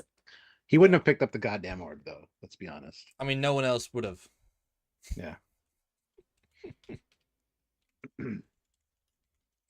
Back on the planet, Chapel is trying to open the door, which is not letting her now. So my assumption is because they're out of phase now. But they were already out of phase. I'm not sure why, honestly. They mention a safety protocol. The building's locked down. She goes, well, if it did like me, it doesn't like me now. It's like, oh, hold on. There's another door over there. We should probably try. I guess it's because the guy tried to leave. Yeah, I think so. And out of order, and she wasn't accompanying him, maybe. Yeah, so it was more just. So technically, they could probably just all get her right now if they just approached the door together, maybe. I don't know. No, that doesn't make sense. That's the problem. There's no distinct resolution. It's hard to be like, but why? Not a problem. Just it's more confusing than anything else, you know. Yeah. So they decide, should we stay here or should we look around? And Lon's like, well, Spock says, if we stay here, we'll starve, which that's a big leap. It's going to take a long time to starve, but yeah, they should have ration kits that would last them at least 3 to 7 days. And you think Corby would have had a whole stash of stuff because he's, a seasoned I think explorer. they left a lot of stuff outside though, because later when they leave, there's like the red case and stuff outside the door. Although you would have thought then, if they'd simply left the planet being left things saying, well, this could be dangerous, let's bring the emergency supplies in just in case. Yeah. Problem is when they've got to be dumb for plot, right? Well, Lon's like, I'd rather take the option where we're actually doing something than just standing around. Huh? So, okay, fair. Well, it's also the logic of, this is clear trap. Yeah, but as long as I know it's a trap, I can spring it and move forward. Yeah. It makes sense. And it is a symbol. And actually, we missed the thing earlier. Gosh, I don't know, we missed it. In this scene, she's obviously with Spock on this, and it's very much there. It's very minimally on the same page, but it's a notable difference. And I appreciate the acting and the tone. That was lovely. Because earlier, we went through it, I can't believe we missed it. Simple. On says when Chapel's talking about something sciencey, and she says that's logical. Well, she says fascinating. Sorry, fascinating. And it's not necessarily only Spock's word, but it's not necessarily like Arnold would. She would say it, but not necessarily. And Chapel looks over her with such a oh, you've picked up that from her already? It's been like a week. God damn it. And it's so visible, and it's such a choice actor-wise. And it's like, ooh. She looks at Lon, and then she looks over at Spock, like, oh shit, you guys have been spending a lot of time together. Yeah, it was very well done. It's so beautifully small. I mean, it's not subtle, but it's like, you could easily miss it. And it's such an elegant way of having that be something. So I absolutely love that line. And so it plays in a few very small times. Because it shouldn't be a giant thing. Right? Yeah. Like, she's obviously not his long-term girlfriend. And that's okay. So it works really well there. So Lon says, maybe this door will like you. She walks up, and Chapel walks up to it. She scans her. She puts her hand into the inky blackness, and that disappears. So. I have another comment, which I also thought, but I don't want to say because I don't think it's correct. Captain Corky says, I think the reason the camera didn't see them earlier was the room didn't go out of phase until after the alien guy got incinerated, because that was when the facility went active. Problem with that, though, is that it was already out of phase because the statue was out of phase. They were already different phases. And we assume if they stole the tablet and to have to reassemble them all, put it into phase. So... Well, they're all in the same phase right now, though, because they can all see the statue through the thing. Yeah. It's when they walk through the door that they go out of phase. But the camera's out of phase because it's gone to the room out of phase. That's what I'm saying. He's about the camera, right? The camera still see them because it's out of phase with them. Because he had to get the camera. The camera had to be in the same room while going through the door because he has it later. He'd only have it if it's in the same room. And you wouldn't see it in the same room because it's out of phase. Yeah, so the camera is out of phase in the same room with them, which means it would see them out of phase because they're out of phase to it. So I know what you mean, but that doesn't work in this context. I agree they could have been reshifted. I just would have preferred this was a separate room that they walked into. Room B. Alleviated this problem. Yeah. Yeah. Yeah, because like, why did the room split them up into 3 different phases? Given that I can buy the 4 of them and not Laan and Chapel, but why would each layer of them, when they've no longer had the security key past Lady, be in 3 different phases? Oh no, I guess well, 2 different phases because the original phase, I guess. But why is the middle one in a different phase? I don't know.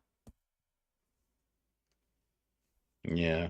I guess a security thing, but then the third group will go out of phase to a different room, not the original room.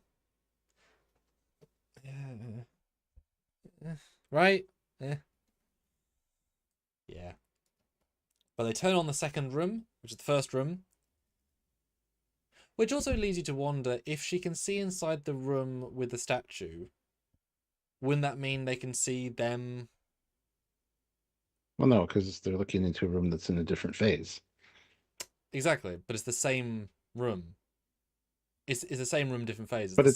But it doesn't matter when it's dimensional shifting and But they quantum can see whatever. the statue, which is in that room in that phase. So wouldn't you think you could see Chapel and Laan while Corby and Spock were there? Because I don't think the room stays on. I don't think the doorway stays on later.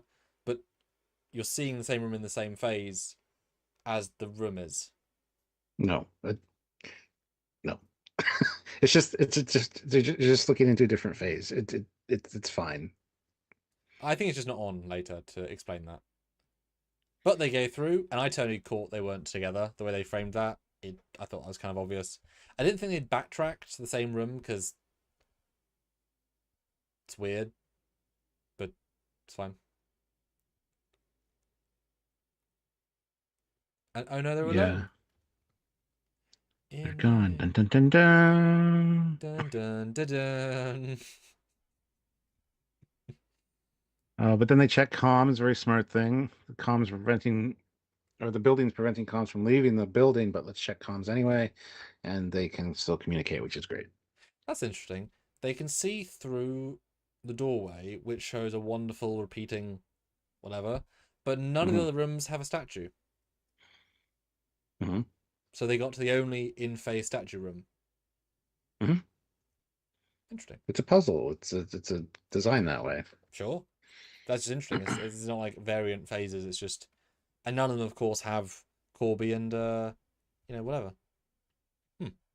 So they all realize that they're alone, but not alone.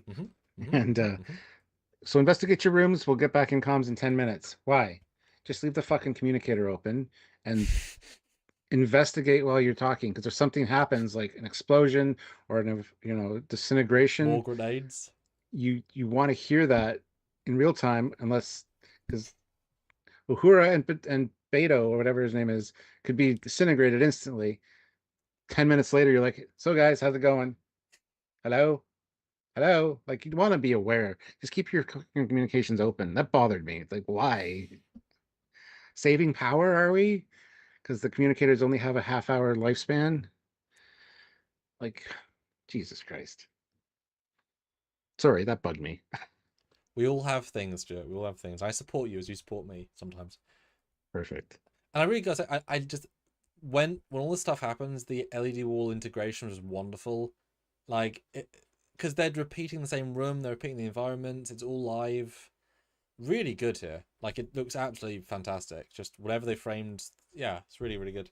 I would love to be on set for this stuff. Like, they're actually seeing this stuff. Well, Other Star Trek shows add the craziness, right? the Later. problem is they are, but they aren't. Like, only behind them is the correct perspective. So Yeah. they're seeing bullshit. They're seeing a non-correct front visage. If they turned, they'd see it, but only from one perspective. That's the great trick, right? It only works for the bit you're seeing. So that's why I think it was Discovery. Some of the cast said we felt sick because, like, if the camera moves, everything shifts around us that we're seeing. So you have to, like, stop seeing. Yeah. But obviously, you can get the tour, right? When you walk in the set, you get the tour, you can see it. But, like, it's actually really hard to film in. You're gonna kind of, because the thing is, they've got to be lit from the reverse view, so they've got to have the correct lighting in front, which is going to shift. So it's a bit of a wonky one. It's great. I mean, it looks fantastic, and I really got to commend them for not having the same trope of not being able to talk to each other. That really elevates the scene. Like, I don't know why, it just does. And I guess, are we now canonizing that pre-TOS communicators can talk between realities? Like different layers of existence, or do we just not care and whatever? Not care. It's just confined to this space. That's fine. Okay. That's pretty cool if you Because can. that's just goddamn stupid. Just flip up your communicator occasionally. Hello. Hey, I can hear you. I can hear you. Okay, so we get another look at the statue. Has glowing bits inside it, or is that the torch? No, glowing bits. It's a great statue. It's a cool cool design. Huh. Weird. Did you think it was the same room or not? No. Or they'd reset? I still don't think it's the same fucking room. I think Spock and Corby went through the doorway and got turned around into the same That's room. who I mean. I mean, do you think they're in the exact same room, or are they in a different version of the room the body's happening in phase with? Well, later the bodies are in the room with the statue, so when everybody coalesced. So I don't know. I don't know. I don't want to think about it because to me there was always two rooms. Where even when they said they're still in the same freaking room. It didn't work for me. Because I could believe, and actually would have been cool if the aliens had come in actually in two phases at the same time. One phase is them in the present day exit chamber, and one is in the room that grabs the balls, which is why they have the tech. And this is them in that room, and their bodies are in two phases because the statue, you know, was kind of in and out of phase. And it would have been fun if these bodies had a little bit different tech on them, like just a little bit, you know, small thing, but yeah. oh. God damn it. And vote in the poll, guys. 41 votes. Vote now. Yeah, like we hit 52, which is great. But let's try for 60.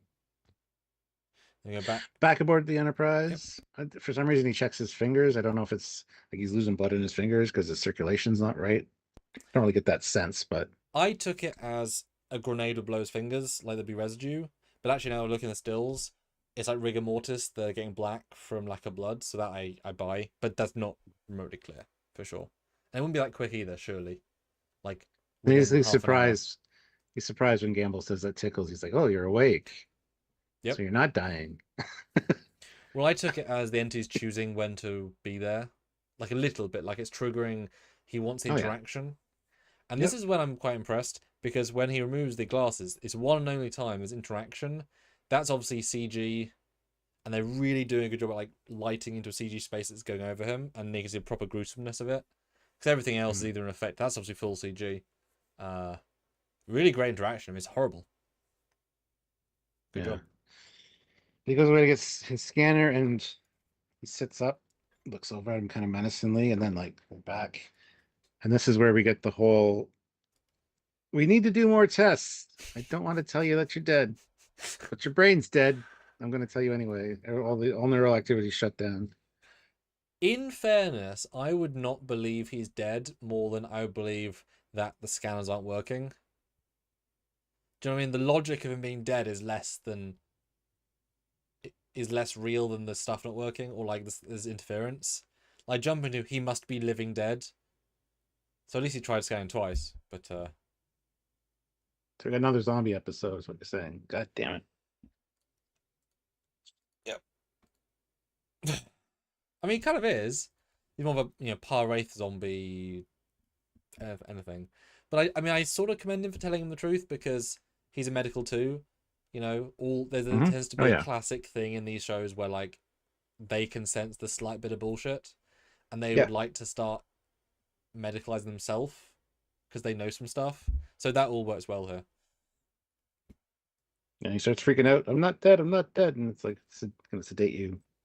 This is one answer. But clearly they don't last very long, which might also be a hint. Because like... Ooh, Hans Pritchard makes a good point.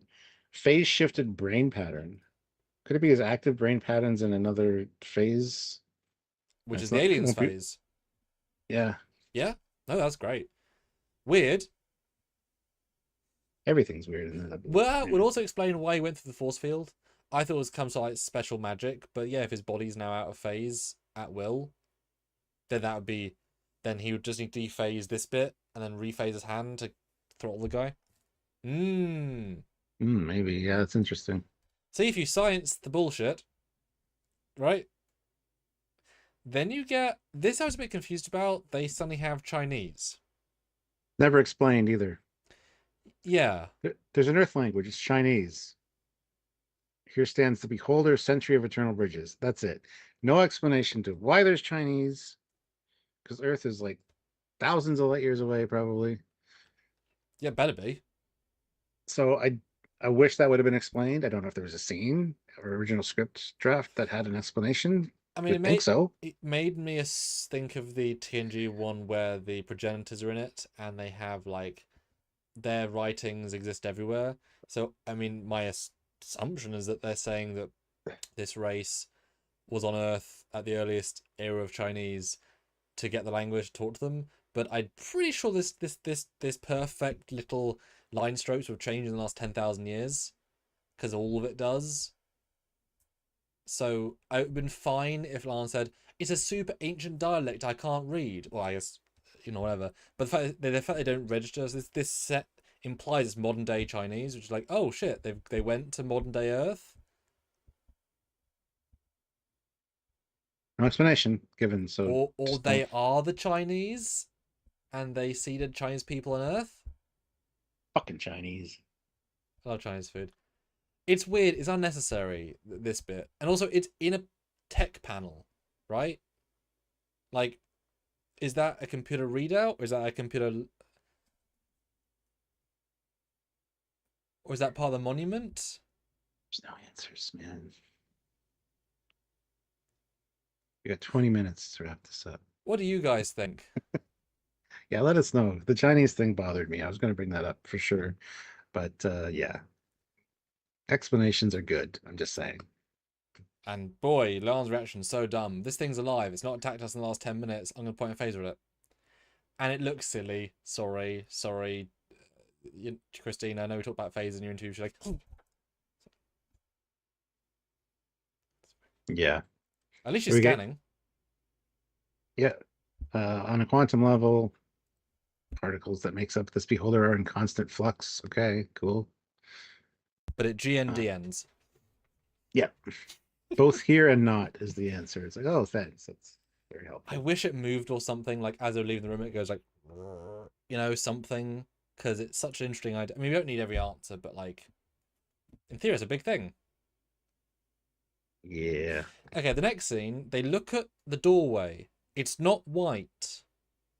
In both watches, I never caught the doorway as white. Do we actually see it in the episode as white open? Because that's still locked red. Don't know. We're gonna have to keep an eye out. Okay, because that's a huge plot point, and I was like, it's still red. Yeah. We'll see. But Spock they have a little conversation here about balking his ideas. And Spock's messing with the tech of this thing. Which, does it only have one eye? It does only have one eye. It could be a slaver. Because I went and looked at the slaver images. It's the animated series, so yeah. All 9 lines of them. But yeah, they're talking about the translation parasites or hitchhikers, a word that means well or pit, and then the word Vesda, which is evil. But not singular. It's not the singular version. It's plural evil. I would have thought he would have already noticed this when they first grabbed the tablet in the first scene when they saw him. That's just me. I thought they'd already done this. I was like, you're just now reading it? Like, why did the guy steal it? That could be important. Let's read what's on it. And then you'd already have this information. Yeah.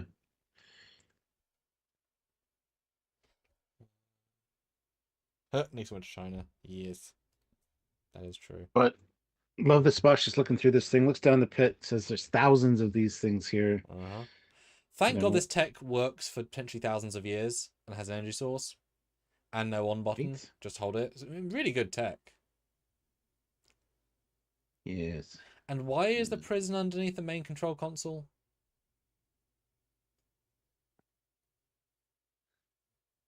Reasons. I mean, it's not in this phase. At least I got that.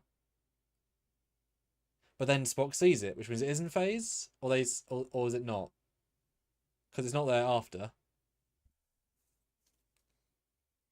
right? My brain hurts. Yeah. I'm gonna send you a picture of a slaver. Please do. And then this is a debate with the topic, right? And then Spock stares at this prison cell and sees a Gorn, a young Gorn. For me, it reminds me exactly of the young Gorn from their episode.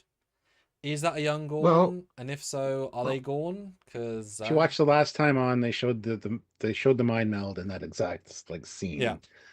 So there, I sent you a picture of a slaver. yeah, yeah. Some, not exactly, but some, yeah. Because are we saying they're ancient Gorn, or are we saying that it creates fear for him? But there are more things to be afraid of than a Gorn he saw once, like 3 weeks ago. Like his pain about his mum dying in childbirth is a deep pain. It might be, well, she was mind melding with Patel. Patel, when she sees Yep. what's his name, freaks out. So it could be that something's transferred to Spock because he did have Gorn Right. vision for a second Yep. after breaking the mind meld. So there could be Yep. something that he No. sees in there that, Well, you do tend to leave something. That's a thing. yes, exactly. So So it is a Gorn. I guess it definitely looks like a Gorn. Because the idea was in that scene that if we took it as literal, the Gorn is ancient memoriesing the alien race and hates them. But if he's seeing a Gorn, that would not infer the same. That would infer they are Gorn, or he wouldn't see Gorn. He would see the creature because he's now got a slight bit of Gorn presence in him. Yeah. Or it could be a different version of Gorn that this Gorn is genetically like encouraged to kill. I don't know. Like I would have been fine if he sees it, it's an energy, and then he whispers "Adya," and then moves back like Patel does, but like in a much smaller way. Like there's that tiny 1% of the, and he's like, I sensed an enemy. What's that? And then that would have been fine, but it's a Gorn. Like that's, but like if all you take from it is what they're showing us, that's literally what they're showing us. This is a race of ancient Gorn who can take over people, and that's a huge canon change. And Memory Alpha will be very within their right to write that. That Gorn are an ancient race that tried to change realities. I'm gonna check Memory Alpha now because if they've added that to Gorn, then you know. I don't think they have. Wow, I just the next scene's nuts. They're walking into this engineering, I guess it is. No, it's not engineering. It's a science lab. Science lab. Okay. Well, look, when you see the doorway with Pike walking through, look at the stuff on the side. If you zoom in, you got like phaser bodies, but they look like advanced phasers. There's a lot of tools, is what I'm saying. There's one that looks like a Star Trek 3 type Strange New Worlds phaser on the left. Ray Ricks, 5 pounds. The entities pull images of fear. It is showing him an image of a Gorn. When Spock's mind melded, he lost emotional control and felt the fear. Sure. Didn't Yeah. do that for them. The other ones though. I know what you mean, but it didn't do that for anyone else. And again, I don't think Spock's that afraid of Gorn. And given Patel is a Gorn, kind of that links to it. I know what you mean, but I don't think that's what it's implying. And do you prefer that they've now sort of abandoned the LED wall engineering set and have made this their de facto engine room space? I just want to know where it is on the TOS Enterprise. I kind of like the set, but Yeah, but it's definitely replaced it as just yeah. the room they technobabble in. It's fine. And Sesaguro 2005 euros. Maybe they just needed a demon-like monster to lunge at Spock for a few frames, and the Gorn is all they had. It might not supposed to be a Gorn. Well, it's obviously linked to the Gorn because of Patel's reaction. So no, they're not that lazy. Yeah, this if it's a Gorn, this is their big arc, right? This is the arc of the show so far. Yeah. Ark of the Covenant. Did you zoom in on the phasers yet? Yeah, I can't say I saw what you were meaning. Middle section on the left-hand side. When Pike's walking through the No, door. I don't. I mean, I'll look again. I mean, all I see is things with red emitter things and some scalpel. Not some. I think you're looking on the wrong side. That's left. Because the scalpel things. Well, I'll take a fucking picture of it then and It's send it kind to of you a, it's because kind of a, it's although if they're you clearly phasers. although All right, on the just left without the handles. Just without the handles.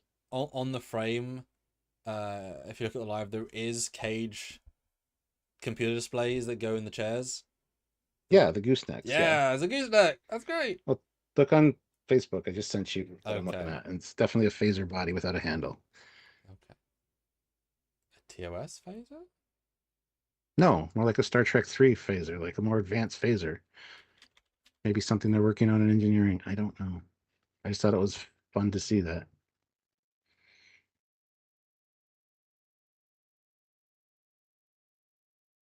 Ray Rex, 5 pounds. It did it verbally. It tried to play on Mbenga's pain over his daughter and the red shirt's fear of losing his mum. I disagree again because I don't think either created fear in them. It created "fuck you, I know you."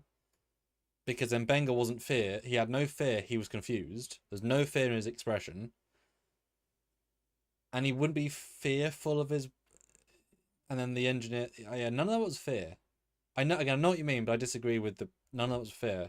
The security was confused and angry. He wasn't scared. So if the point was to create fear, it failed Well, both his times. mom said, "You left me to die." So maybe it's an internal fear that he abandoned his mother at some point. Again, Anyway. if you go for the literal fear drug, whatever, they didn't Oh, achieve it. Rayrick says not fear, pain. Sure. Pain, yes. Yeah. Pain, sure. Now we do see the cracked. That's a plot hole later, I think. The cracked thing, and I guess they're implying it's so uncracked they just put it back together. But boy, that's a leap. A Yeah. bloody leap. Yeah, it's a containment unit. Shouldn't have exploded, but it's possible it got separated from its power source and weakened. Let's reconfigure the energy source inside, forced its way out. And then you get Pelia, who's like, this is ancient. This is older than anything I've ever seen. And she's like 900 years old. So, yeah. You're not sure what's inside it, but it gives her the heebie-jeebies. Yeah, I mean her accent, her way of speaking really works for say heebie-jeebies, right? It works. It's dumb. It's good. You know, it works. I'm just sad this Ortega's one scene and she has 3 lines. And a different haircut. I don't know if you thought she looked different, but she looked like No, she does. Absolutely. I don't know what, but she doesn't look like herself. Longer hair maybe, or not spiky. I don't know. She looked a bit odd. It's longer hair and it's combed down. Yeah. Doesn't look like her anymore. Heebie-jeebies. Yep. And then back to then Evil will go screw it to Sickbay. Cool. Yes, excellent. And then love the setup, very classic horror. And I think this is his best acting this scene, where he's like, I'm being kind of quiet and very intense, but not actually sinister. Nice acting. Really like this choice. And I think the demon creature person really F's up here. I think he doesn't realise that he's letting the game slip by saying stuff he shouldn't know. So I think he's trying to do something in character, but he's probably trying to shit. play on Mbenga's, and he doesn't realize that Mbenga never told. Yeah, that's what I mean. this Like he makes a kid. mistake here, therefore, yeah. Yeah, It's like, he's generally like, oh shit, forgot. Like, yes, But so that raises a question. He's not only accessing this kid's memories, because this kid would have no memory of that. So oh no, he reads their brains, 100%. Oh, yeah, crazy. Go then through we force go. fields, lives in a pattern buffer, and can read minds, and Yeah, be dead. Okay. then we get a very underworld vampire fight, which is great to see some of the moves they do. That's a great parallel. What now? Oh yeah, when she gets thrown on the bio bed and turns, like that's fucking epic. What are the subtitles? Because they're both speaking alien language. I'm wondering if it says Just alien language. okay. Because it's so. I mean, that's so fascinating that alien creature man's physical presence triggers a tiny byproduct of a creature's ingestion in her body to literally make her lose control like he does. Because that's not her anymore, right? That's it. That's the Gorn. So are they... Because if they are saying this is Gorn, as in this guy, and he's taking over her, he's taking over him, it's taking over him, then the Gorn taking over her makes sense. But, like, to have that much, like it's not Patel's fault. That is a fully non-her creature that's doing this. That he has to, break away. It's interesting, right? It's a really interesting scene.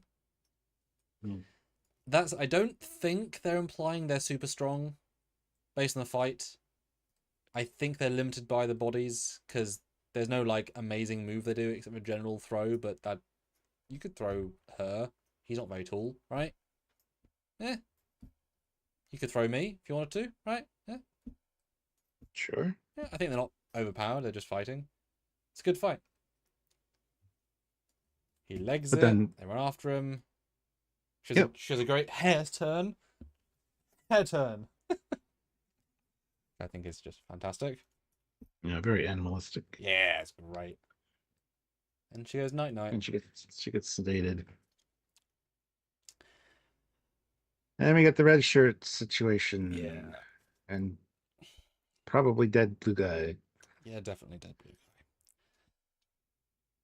Question is, of course, this isn't a gun with a bullet.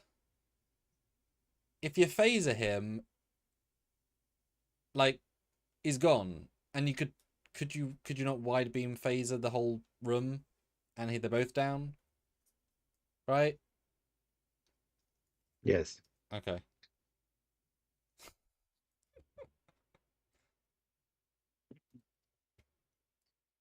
But yeah, he talks him down. He agrees to go with some, and then it's like, I love the question from, and I was waiting for an answer. Sickbay or the Briggs? Or It's a good question. we do get an answer later, but yeah. But I guess if we do say that the alien's in full control, then he wouldn't submit himself to be captured. So he must still be fighting. There must still be both. I disagree, 100%. Really? He's already been said that it's brain dead. I just think the thing's playing with him, giving him Benga hope that he can help this kid.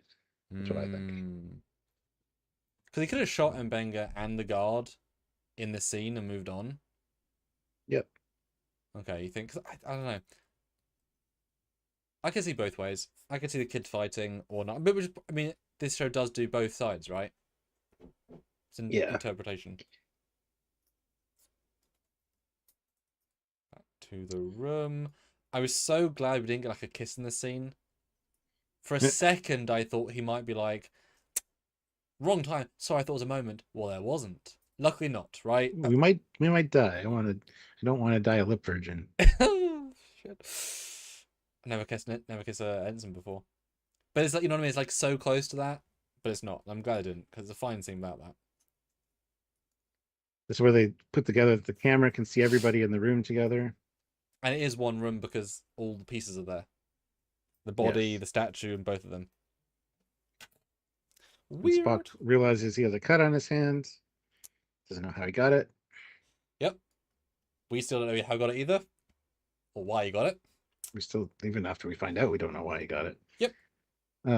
Fussy Guru 2000, €5. Thanks so much. Or the demon realizes he's in a corner and surrenders to get another chance to escape. Yeah, that's what I was thinking more likely.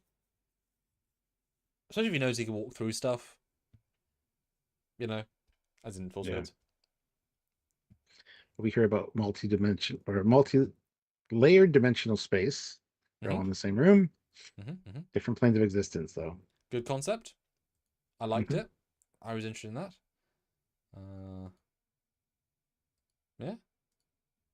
Yeah. Talk about phase shifting. How are we going to get these three artifacts together with being in different... Oh, no, not yet. This is where they determined, what if it's a prison? It might not be a palace or a lab. What if it's a prison? Which I feel like I was certainly getting towards thinking, but I wasn't fully there, so I appreciate, like, okay, yeah, we're... Okay. Interesting stuff. Interesting stuff. I like the jump of scale. And we got him put in the brig. First time we've seen a brig in Strange Worlds? No.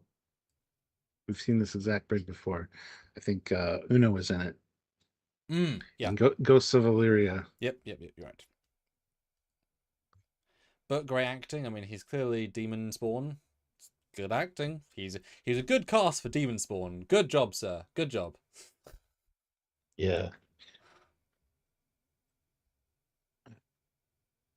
And then this felt a little bit easy and a bit Indiana Jonesy and a bit like, oh, we spent 51 minutes in setup. We've got 3 minutes to solve everything. This is where the episode starts to go really fast, and it's a super quick conclusion.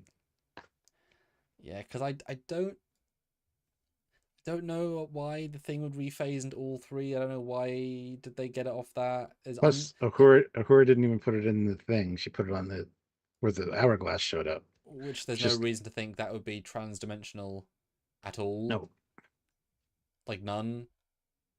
And why is there symbols underneath the console that you open? Is this a console that rephases? If it is, why is it removable? If it is removable, why is a ring gone? If it is, why is a ring gone? Was a ring ever there? Is it a different ring? Is it a replacement emergency thing? I don't know. It doesn't know either.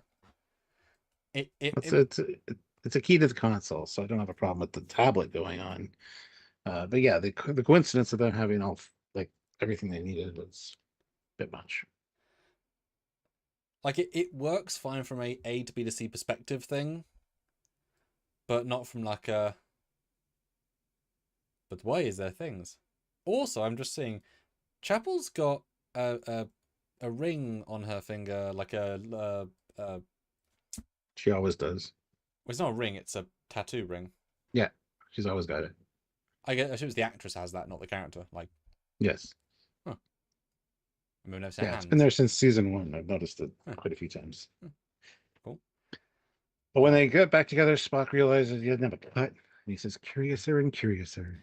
Also, what is the hourglass? Don't know. It's well later.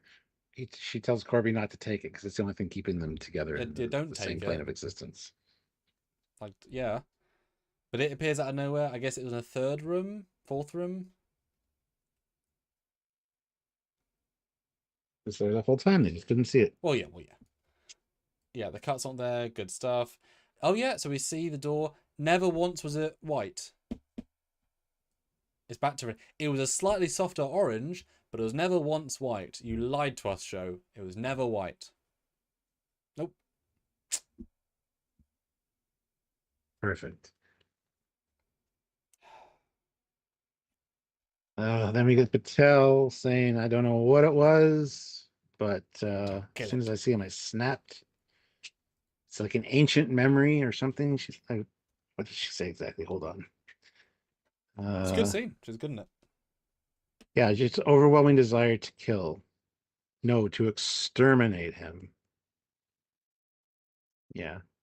And then Pike says, this is probably an expression of the Gorn DNA in your body. We don't know the downsides yet. I had this feeling. I can't explain it, but it felt old. So, yeah. I mean, stuff we already knew. Is just doubling down the Gorn perspective. Because that is like every answer we need in terms of like, yep. And that all came through cells of almost born embryo things. Well, there's a... She'd be effed up. Mm-hmm. Yep. And he's real calm considering his girlfriend is the Gorn hybrid is showing some bad stuff here. She can get taken over at a moment's notice. Crap. Mm-hmm. And we get Spock mysteriously reaching under the console to get his hand cut. Inverted causality. Yeah. But there's no reason. He's not doing anything. He would certainly finish the thing he was doing if he was. Maybe he was putting his gum under the thing. That honestly is the most logical answer. Well done. But it sounds like a sore thumb of that's not a reason. Not a sore thumb, it's a sore hand. It's like right here. And it's funny. It's not really a thumb. Because he could just have like touched the new thing and cut himself. But there's no reason for this and it feels silly. I wonder if they just forgot. Like, they wrote themselves in this corner and thought, how the hell do we get out? Well, let's do a causality loop. How to do it. This doesn't matter. So when they were editing it together, they're like, shit. Well, no, So they when they're got a writing. second. They got a second unit to come in and do the Well, reach under and I mean, in fairness, that doesn't need to be Ethan Peck's hand either time. exactly. And obviously, the set can come back in 10 seconds. It's a fake set. Like, it does feel very odd. Like, there's definitely something happened here to break this because it doesn't work. And they probably know it doesn't work. But it answers a question of how they get out. But yeah. Yeah, they talk about the bridge being there and it being white for them, so they must have unlocked it at some point, even though they haven't done it yet, which is fine. Which also means they could have tried to get out at that point and been killed, of course. But yeah. And then you get the whole leap of faith thing from Indiana Jones in the Last Crusade. only a penitent chapel can walk slowly. Well, that's where you got to duck so you don't get your head cut off. But yeah. There you go. Yes. Leap of faith is that's the famous one, okay? I know. And I even said that twice before I realized it. It's the Frankenstein's monster of the Indiana Jones, isn't it? Yeah. Except, was it not odd then that in this scene, having second watch, that is the only example of effect before cause? Like, the door, and then the cut. There's nothing else in the entire episode that is that. But for it to be the door, it had to be as soon as they went out of phase, that kicked in. But there's not a single other thing about that. No. And also, how stupid are Starfleet officers? Yes. You're wearing fucking backpacks. Do the Indiana Jones, toss the pebbles, slide a backpack. Although it probably would have fallen because it has to be chapel, but just put your foot out and touch the fucking thing. At the very least, chapel could, as if it was the sea. You know how you always like, or like a pool. Yeah. You dip your finger. Yeah. I mean, you don't have to literally. We're just in a dark room. You're feeling for something in front of you with your one foot. Yeah. That's all you got to do. Hey, it's fine. Yeah. I mean, I like the scene in that, like, you can really sense she's thinking, I'm gonna fall and die, and you feel it. They did a good job of acting it, but like, yeah, there's no reason whatsoever she can't test it with anything first. That it doesn't involve a full want-to. Like, the room's not trying to trick her. It's just this bit's out of phase until she triggers it. There's nothing secretive here. And if you were an alien who was designated inside this room person, you'd know this trick and you'd like this system and you'd walk through, there'd be no issue. So it's not a trick, it's just a star phase. Yeah. But we need tension.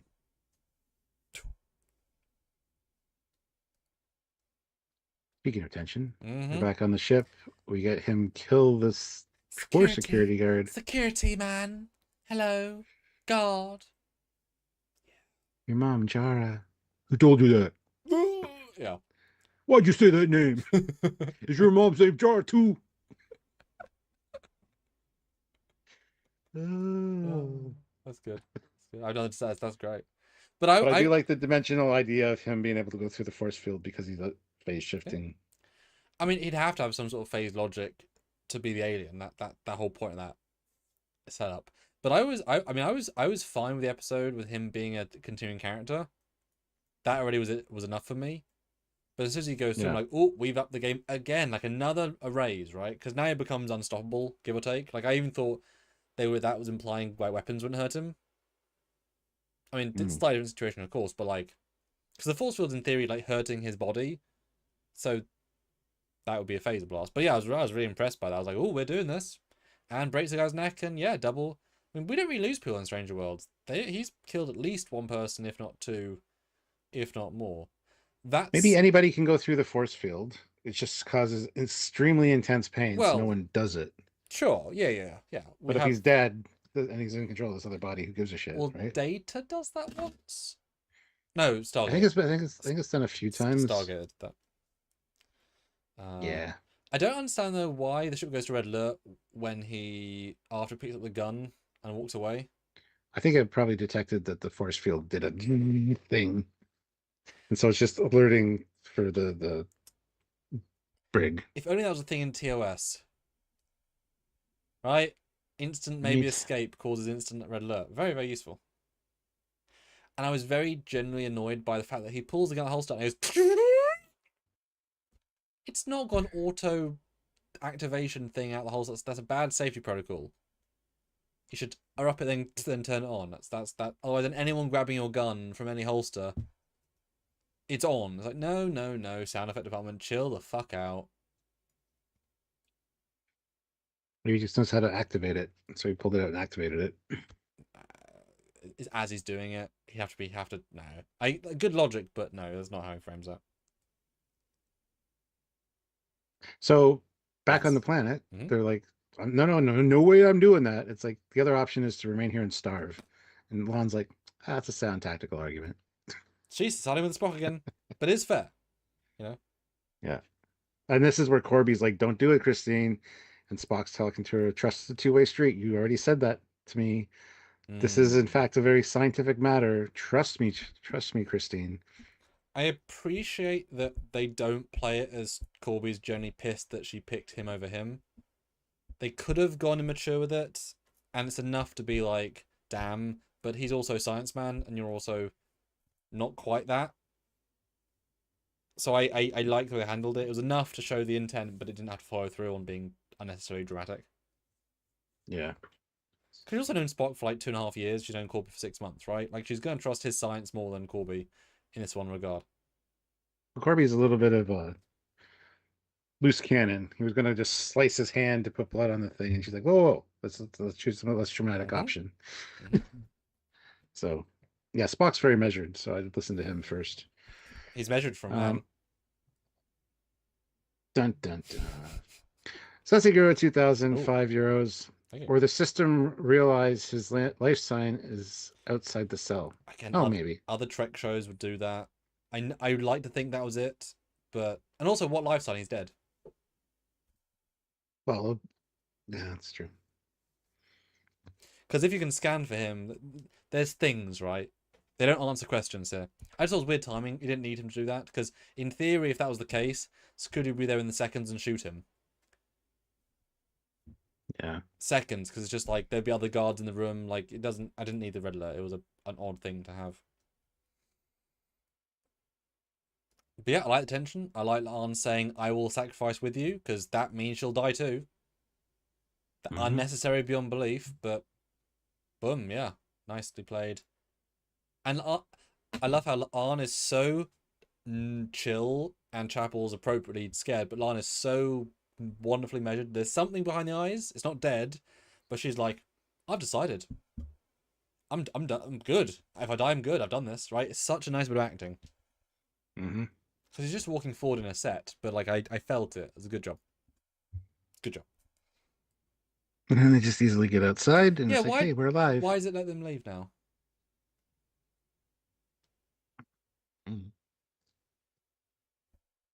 Don't know either. No one knows. And that's it. That is that easy. There's no secondary story to that. They get out. Everything's fine now. Oh. Because I was expecting the door to close, like a force field to activate, something to say, please don't come in again. But no, it's fine. We'll go back. It's fine. All good. Oh, right. Excellent. Yeah. Back on the ship, we got him asking for command codes because he knows from the knowledge in this kid that the ship could be taken over from engineering, and he's threatening to kill people. Hold on. Why can't he take the codes from my brain? Because he's only an ensign. But he can also mimic voices. Yeah, but he doesn't know the command codes. No, he'll take them from her brain. He can read minds. He'll just, like, he did that for everyone. I don't know why, like, if she has to use them, fine, but he doesn't have to ask for the codes. He has to ask her to do something, because he can get the codes instantly. Small thing, it's just this guy's a mega powerful guy, and he shouldn't have to ask Pilf to do something, like, for codes. But he calls her baby Lanthanite. Great. Or child Lanthanite, and she's like, I've never got a child for, like, 900 years. What the hell? What the hell? That was fun. I liked that. Yep. Which is real freaking small. Because, boy, at 3 shot, she's a very small lady. Yeah, and the whole fight it. You can fight it. You're not gonna kill your favorite ensign, are you? And then Sam Kirk steps in and goes, "He's not there. He's not there, Joseph." And then she gets shot in the back by Pelia. Just a bit. I don't know why he didn't shoot Mbenga, because Mbenga was not like ready to fire. He could have taken off guard. I don't know why he's toying with him, but that's just plot. I don't know why Pelia would murder the guy when she could have stunned him. So I assume she stunned him and the thing left. Because it'd be a bit harsh if she murdered him. It's not a Pelia thing to do, is it? I don't know. It's probably a stun, but he's already dead. So as soon as the thing leaves, he's just going to drop. Yeah, but it then chose to leave the body. Is what I'm saying, right? It's a different distinction. Because I kind of assumed it could go on someone else potentially, like maybe. But Scotty out of the blue takes the two shad pieces and puts them together, and despite exploding, it's fine and it works flawlessly.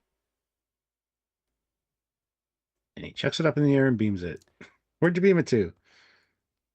Klingon's engineering room, where there'll be no trouble at all. Yeah, her gun is set to kill. I don't think you can lock on and sight beam a ball while in from a system that's not a, like there's not gonna be a transporter console there. No. And you can't do that. That was an absolute stretch. Intra-ship beaming was not really a thing in TOS. It was very dangerous. So to lock onto something so precisely and small without any advance warning, really, in less than no. 2 seconds, like you can't press the buttons quick enough, let alone anything else. So it's not, and it felt like they changed the ending. Honestly, it felt like they did the quickest wrap up ever. Mm-hmm. It didn't work for me as an ending, really. And it would have been fine if there was like, for some stupid reason, a space in the set where you could throw it, and it would like go into a jettison tube. Like I'd buy that more, right? There's like a designated tube out the ship. But yeah, I don't believe you can sight lock, because that basically is every other show when you're having a hard time locking on something meaningless.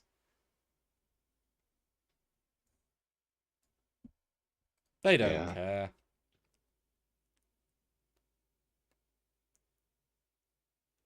Sesagir 2005 euros. Hey, he's Scotty. He repaired a Pokeball. That's ridiculous. The thing broke unexpectedly on the way out. He's not going to be able to repair 10 million year old technology he's never seen before that he's had 2 hours with. Of course he can't. And he didn't repair it, it's still shattered. He just put it together so it might work. No, it's just plot.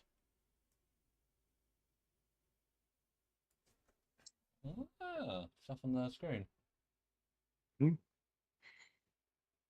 So it's being held in the transporter buffer, which is the closest thing they have for a layered dimensional prison. Which is cool. But I wouldn't want that in my transporter buffer, just saying. Oh yeah, but it's a good idea for temp thing. Yeah. And the Macroon are talking to the Federation now. They want to put up a thing around this essentially to keep it safe, or to keep people safe from it. Because you gone fucked up, guys. Yeah. The ancient enemy, you've revealed it. And then, good. And then they make a real stretch. At least Lon does. She's like, if Ensign Gamble, or rather the entity inside of him, had taken hold of the ship's phaser banks, and Mbenga chimes in, he could have set them all free. An army of cosmic beings like that set loose on the galaxy. Was that his intention? Did he ever? He's going to take over the ship? Sure, but I don't know. That's a stretch. And also, shooting a prison would kill the inmates. Not if they're non-corporeal. But that's... well, no, but they're out of phase. Like, if you shoot it, every room isn't suddenly going to become in phase again. It'll, like... It might, because it might destroy the structure of the building that's keeping them all out of phase. But then you'll have all these things interact in the same spot and destroy them. Like, it's not... I mean, it's not that easy, right? Otherwise, that would be the solution to loads of problems. Just shoot it. Well, and there'd be fail-safes. It'd be bloody hell, there'd be fail-safe saying, if attacked, the thing won't just revert to everyone's free. Otherwise they're going to nuke the planet. Or whatever. No, but like I said, it's a stretch in every regard, right?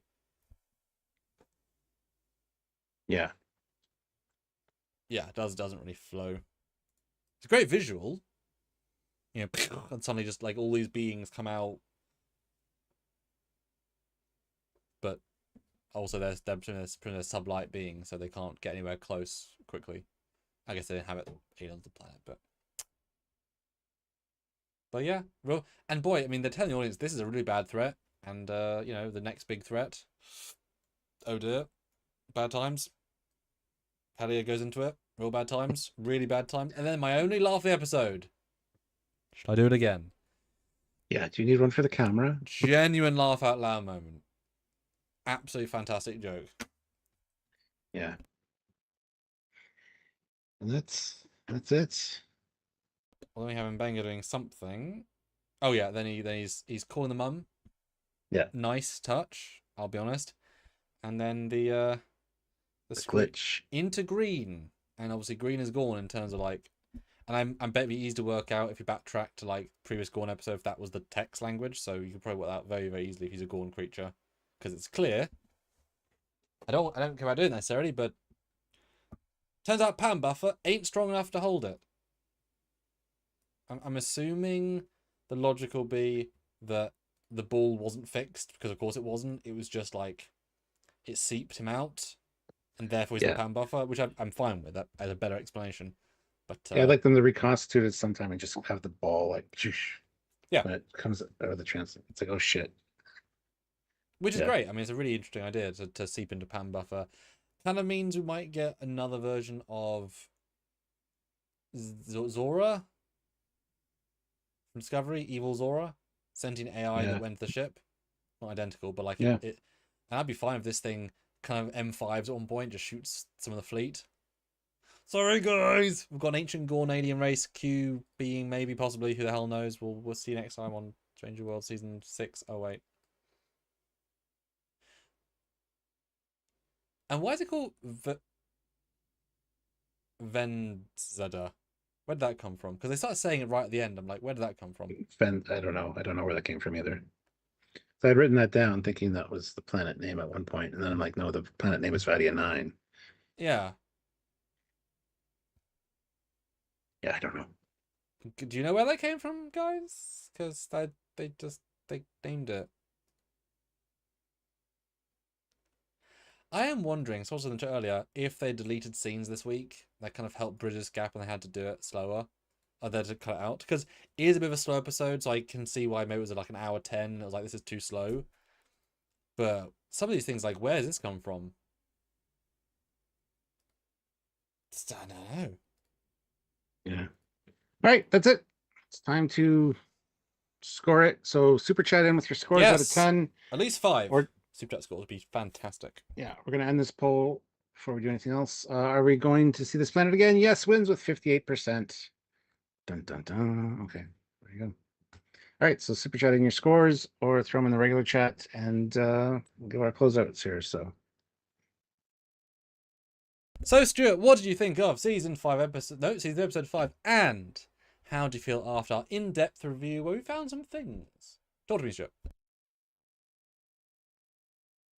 I still really enjoyed the episode. There's a lot of plot holes when you really start to look at things. I still enjoy the episode just fine. I think it'll be made or broken depending on what follows up on this one, honestly.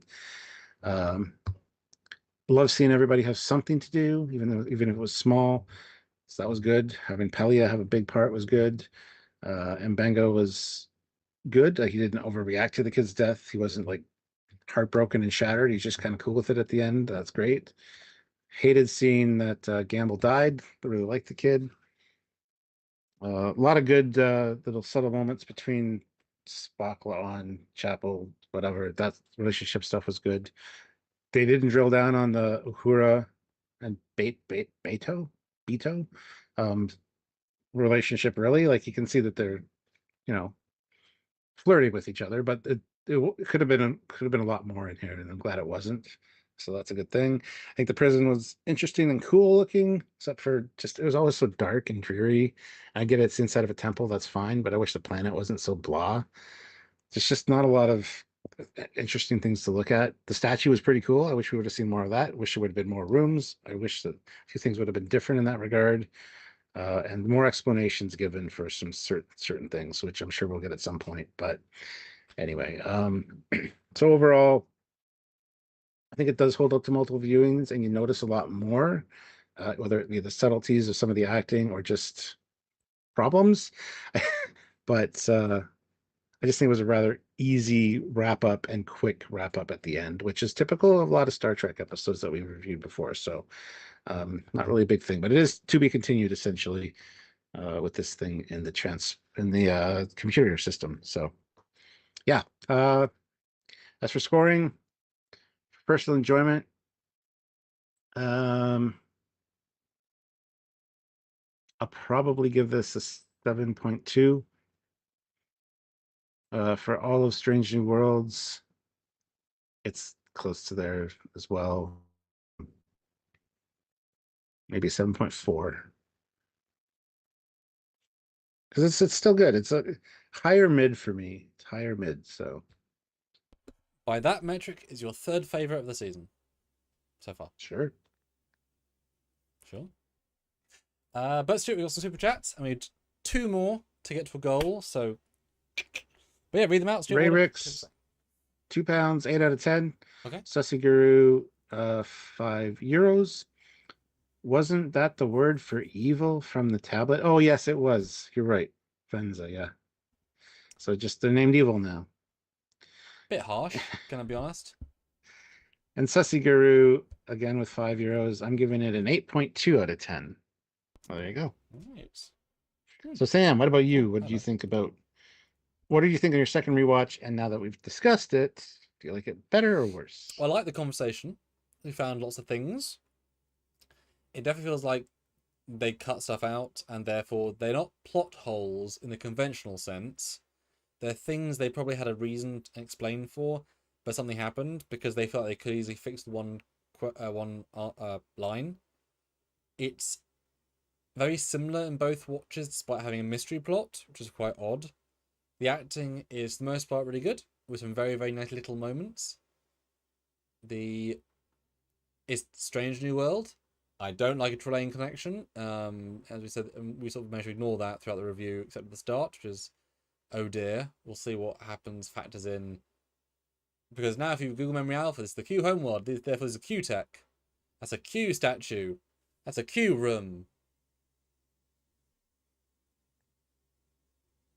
For anyone that checks Memory Alpha now, which is a shame. Yeah, it's I mean, it's probably the first one of the 5 I want to know more without a caveat. Because it was intriguing. There was room for answers that wasn't given. Because there was like 42 minutes of setup and only 10 of payoff. That tells me they're going to come back here and deal with stuff. Feels like I have to, but Cyborg, right? They showed Cyborg, not going to bring back necessarily, so I don't know. Is it better or worse? It's better in some ways, worse in some ways. After discussion, better and worse as well. It's a really odd one.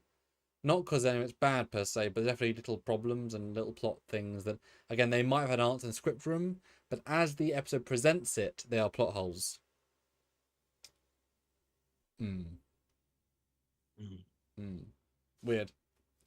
Weird. Josh, What's your score. score?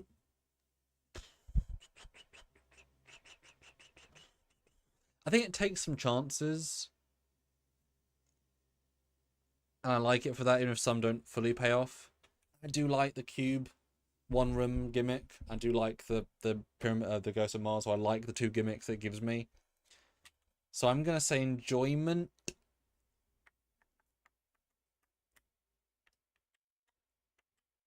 $7.6. Yeah, it's a bit more than you. Hitting that top 25%. All Strange New Worlds, it's more memorable, even though less happens than some season 1. I think I'll remember it more. So I'm gonna just average out 7.5. So top 25% on both. Yeah, one of the top 15, top 10. Well, I guess yeah, one of the top 10. If it continues as 30 episodes, to be in the top. Or no, messing that, top 7. Yeah, there you go. Anyway, yeah. High 7s for me and low 7s for you. All right. Let's see what everybody's because I gotta go. So, Mhm. if you want to read out the other scores, or do you want me to do it? Oh, I thought you were playing more super chats. Yeah, so the non-super scores are Zachary 6 out of 10, Devo 8, Han 7, Michael 7.5, the Stanley is 6.5 out of 7, Anton 7, Aussie 8.8, and his mum 8.9, Donnie only a 9, so fake Donnie, of course, hates this one again. Marco 6 out of 10. He loved the ecology and lost civilization theme, but this whole season is not really hitting it for me. Okay. Chuck 8. Merlot 6.5.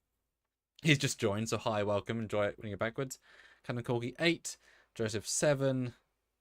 And Scotch Lombo Cube. So it is Hellraiser. No, Cube is in the horror film. There's one room. It's Cube. Okay. Yeah. Huh. So right in the middle of the spectrum. Cool. All right. Well, thank you for watching and joining us, guys. Until next time. Watch our weekend content. Always do. They know that. Saturday. Do it. Anyway, until next time, he's Commander Cockings. He's Foley. Bye, guys. Bye, guys.